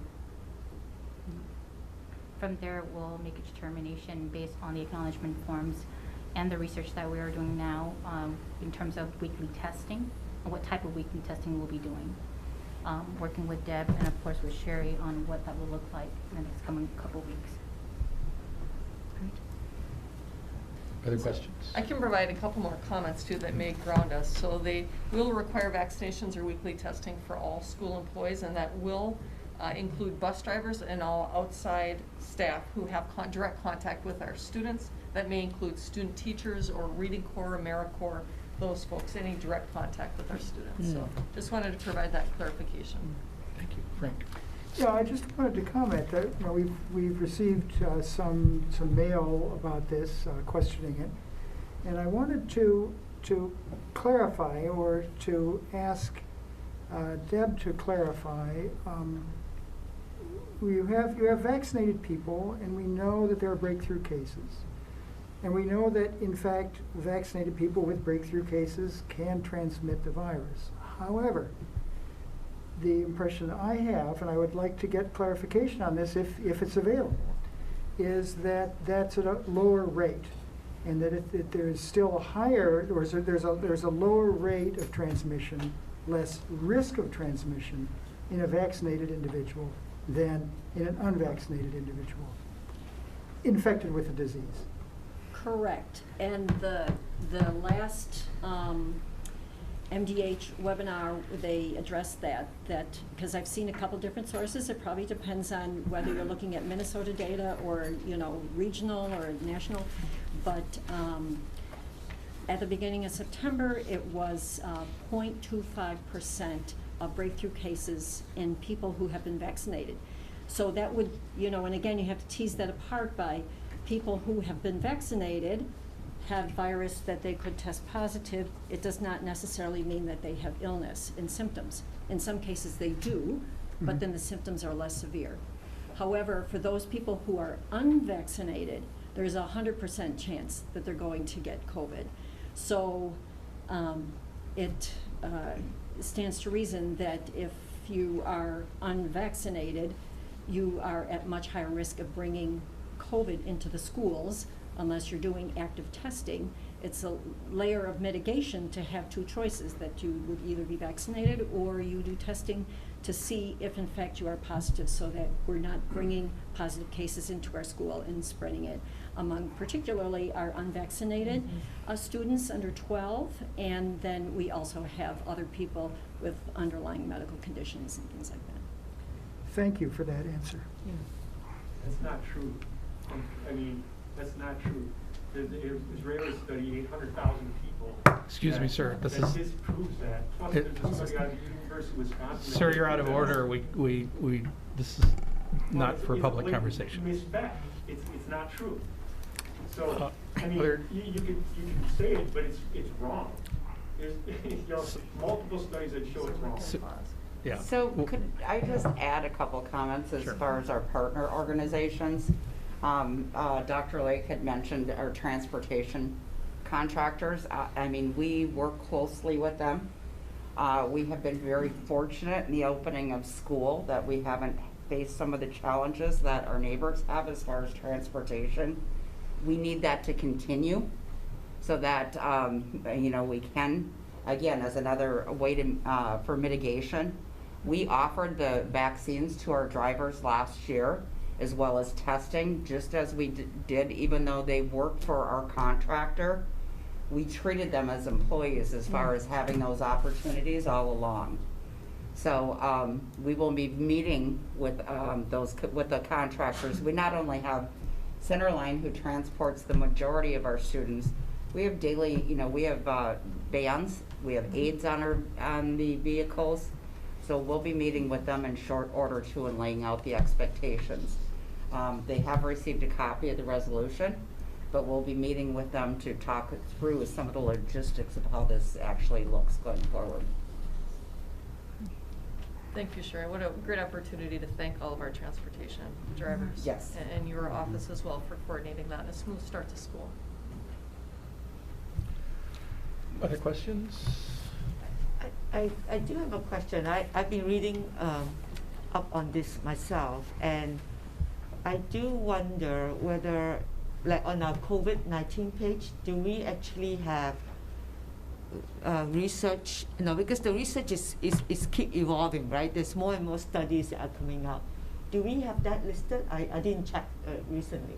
But that might be a way to kind of make sure that we have a little bit of collective understanding of what is going on. Just a thought. Well, the health department does regular, they had been weekly webinars, now they're every other week. Yeah. So there's sources there. There's also SIDREP, Dr. Osterholm. Yep. He has a weekly podcast. He has great information. Johns Hopkins is also a great resource. They have a daily feed that you can get all kinds of information. So those are the sources that we are looking at. We look at public health officials, where you know, it's well researched, and they, you know, they look at the country and beyond of all the data, because the data is evolving. Right. Right. And we do have a Roseville area schools COVID-19 FAQ that we maintain and is updated weekly, and we can ensure that we have some of those references and resources that Deb mentioned listed. That would be great. Yeah. So that people go to Roseville because of our interest in the community here. There's some of the sources that you talk about could be you know, could be found right there. Oh, that would be a great idea. Sure. Yeah. Yeah. Mm-hmm. Other questions? I have one, and so it's simply a choice for a staff member to acknowledge and show vaccination status or agree to the weekly testing. We're not requiring that they attest to a medical or religious exemption. It's simply a choice. And so that's kind of the safety valve for folks who feel like they don't want to be vaccinated, even if it's simply for whatever reason, then they can go that option. So it's allowable. Okay, correct. And then the date, the effective date is, again, as I think you alluded to, just time to get in place the logistics around how do you put in place the 2-hour window to allow them to do it, all that kind of stuff, and how do you do the tracking and all of that? Yes. Okay. Because I know some folks might wonder, well, if we do approve this, why not just do it right away? But right away really is pretty much that date, just to give staff time to put the logistics into place and to get it up and running. Okay. Right. Other questions for our guests? Do we need to read the whole resolution this time, Michelle, or? You're required to, but if you want it on the record, you certainly could. I don't know that we need to read the whole thing. Mr. Clerk, maybe. It's your call. It is important. We decided to do it with the mask one because it was so important. I know it's kind of a long, multi-section resolution, but I guess this chair would ask you, Mr. Clerk, to go ahead and read the whole resolution as the form by which you would then move it. I know we're already very late, but I just think it's so important, so key, and it does have some nuances and details in it that could be of interest to folks who are listening. Not a problem, my pleasure. Whereas the COVID-19 infection rate has risen during the summer of 2021 on a national, statewide, and local basis, and whereas, according to the Centers for Disease Control and Prevention, CDC, COVID-19 vaccination among all eligible students as well as teachers, staff, and household members is the most critical strategy to help schools safely resume full operations. And whereas, according to the CDC, vaccination is the leading public health prevention strategy to end the COVID-19 pandemic, people who are fully vaccinated against COVID-19 are at low risk of symptomatic or severe infection. A growing body of evidence suggests that people who are fully vaccinated against COVID-19 are less likely to become infected and develop symptoms and are at substantially reduced risk from severe illness and death from COVID-19 compared with unvaccinated people. And whereas, according to the state of Minnesota, staff who access the workplace or provide public service outside of their homes on behalf of an agency without vaccination pose a particular risk of COVID-19 exposure to themselves, their colleagues, and to members of the public. Additionally, ongoing community transmission of the more transmissible Delta variant of COVID-19 in Minnesota, especially among unvaccinated individuals, presents a continuous risk of infection. And whereas the federal government, the state of Minnesota, and Ramsey County have all made the decision to require that employees to either be vaccinated against COVID-19 or submit to COVID-19 testing on a frequent, regular scheduled basis. And whereas pursuant to Minnesota statute 123B.02 subsection 1, the subdivision 1, the School Board of Independent School District number 623 has the general charge of the business of the district, the schoolhouses, and of the interests of the schools thereof. And whereas the school board concludes that requiring all staff either to be vaccinated against COVID-19 or to submit to regular COVID-19 testing is in the best interest of the school district, its students, its staff, and the communities it serves, be it resolved by the School Board of Independent School District number 623 Roseville Schools. 1, the school board requires either A, the current staff to be fully vaccinated against COVID-19 and to provide acknowledgement of full vaccination in the manner designated by Human Resources starting October 15, 2021.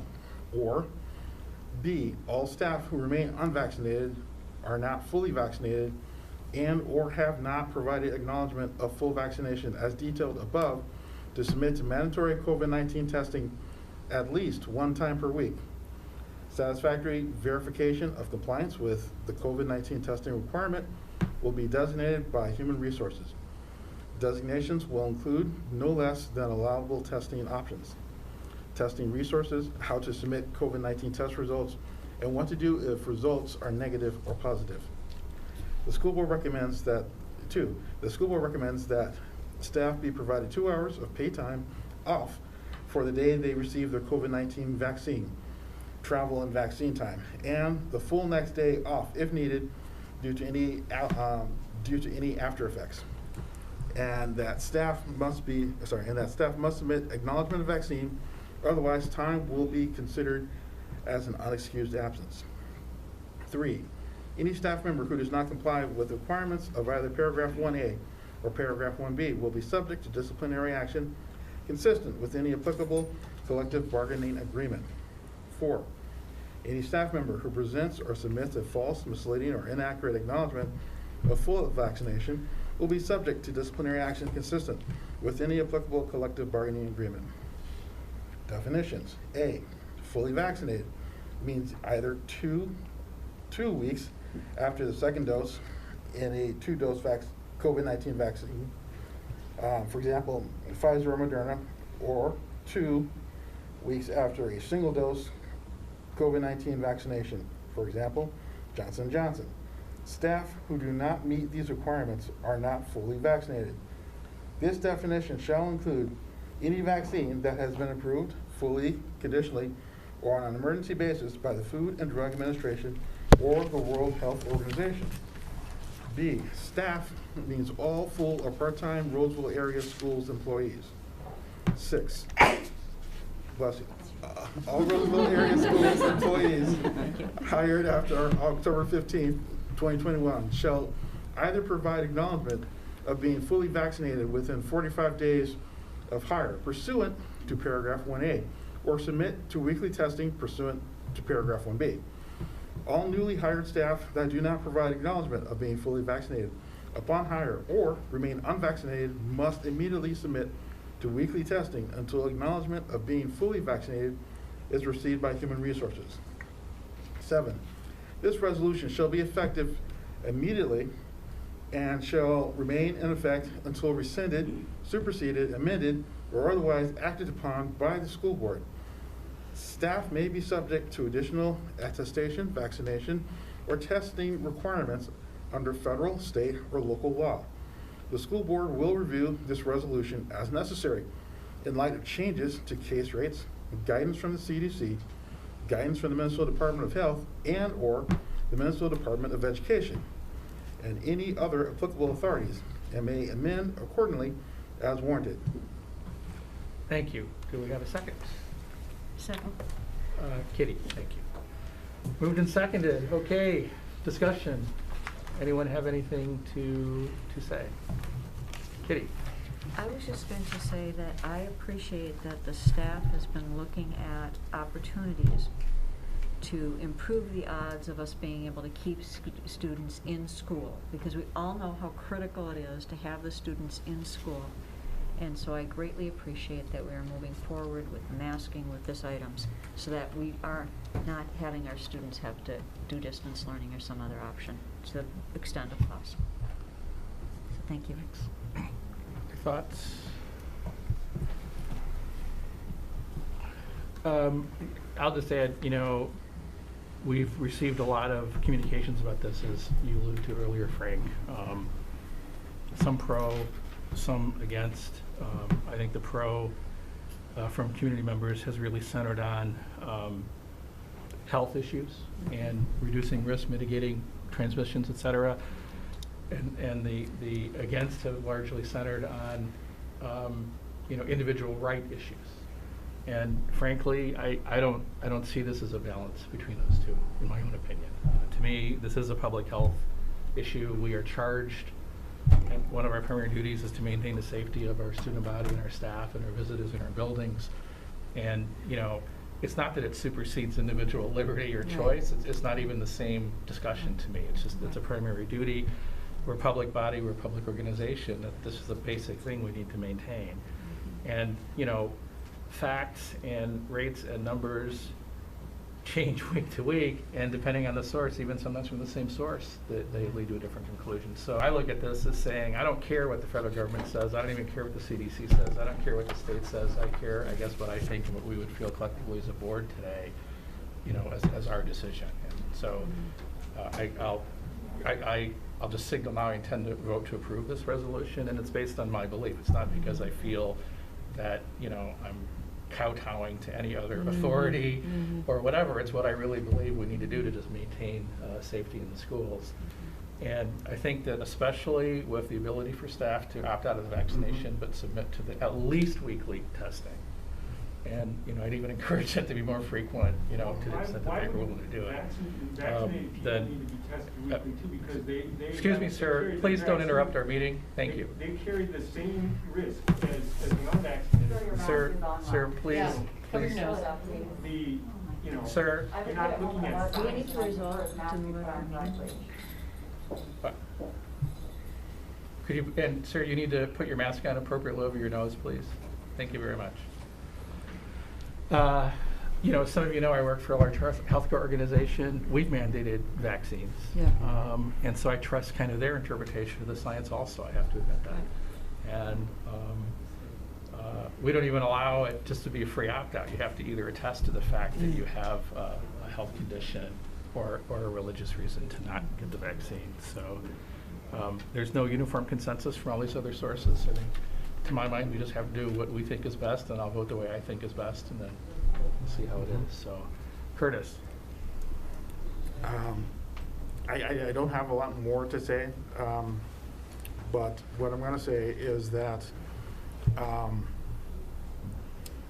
you know, as a parent of a kid who's still at Roseville schools, I'm going to feel a lot better if I know that their teachers and staff are vaccinated or being tested on a at least weekly basis. So, and my company, like yours, has mandated vaccines. In fact, we actually can't go near the building unless you show your card. So I'm gonna, Deb, you know, I mean, thank you all for bringing this before us. You know, I think it's the right thing to do, and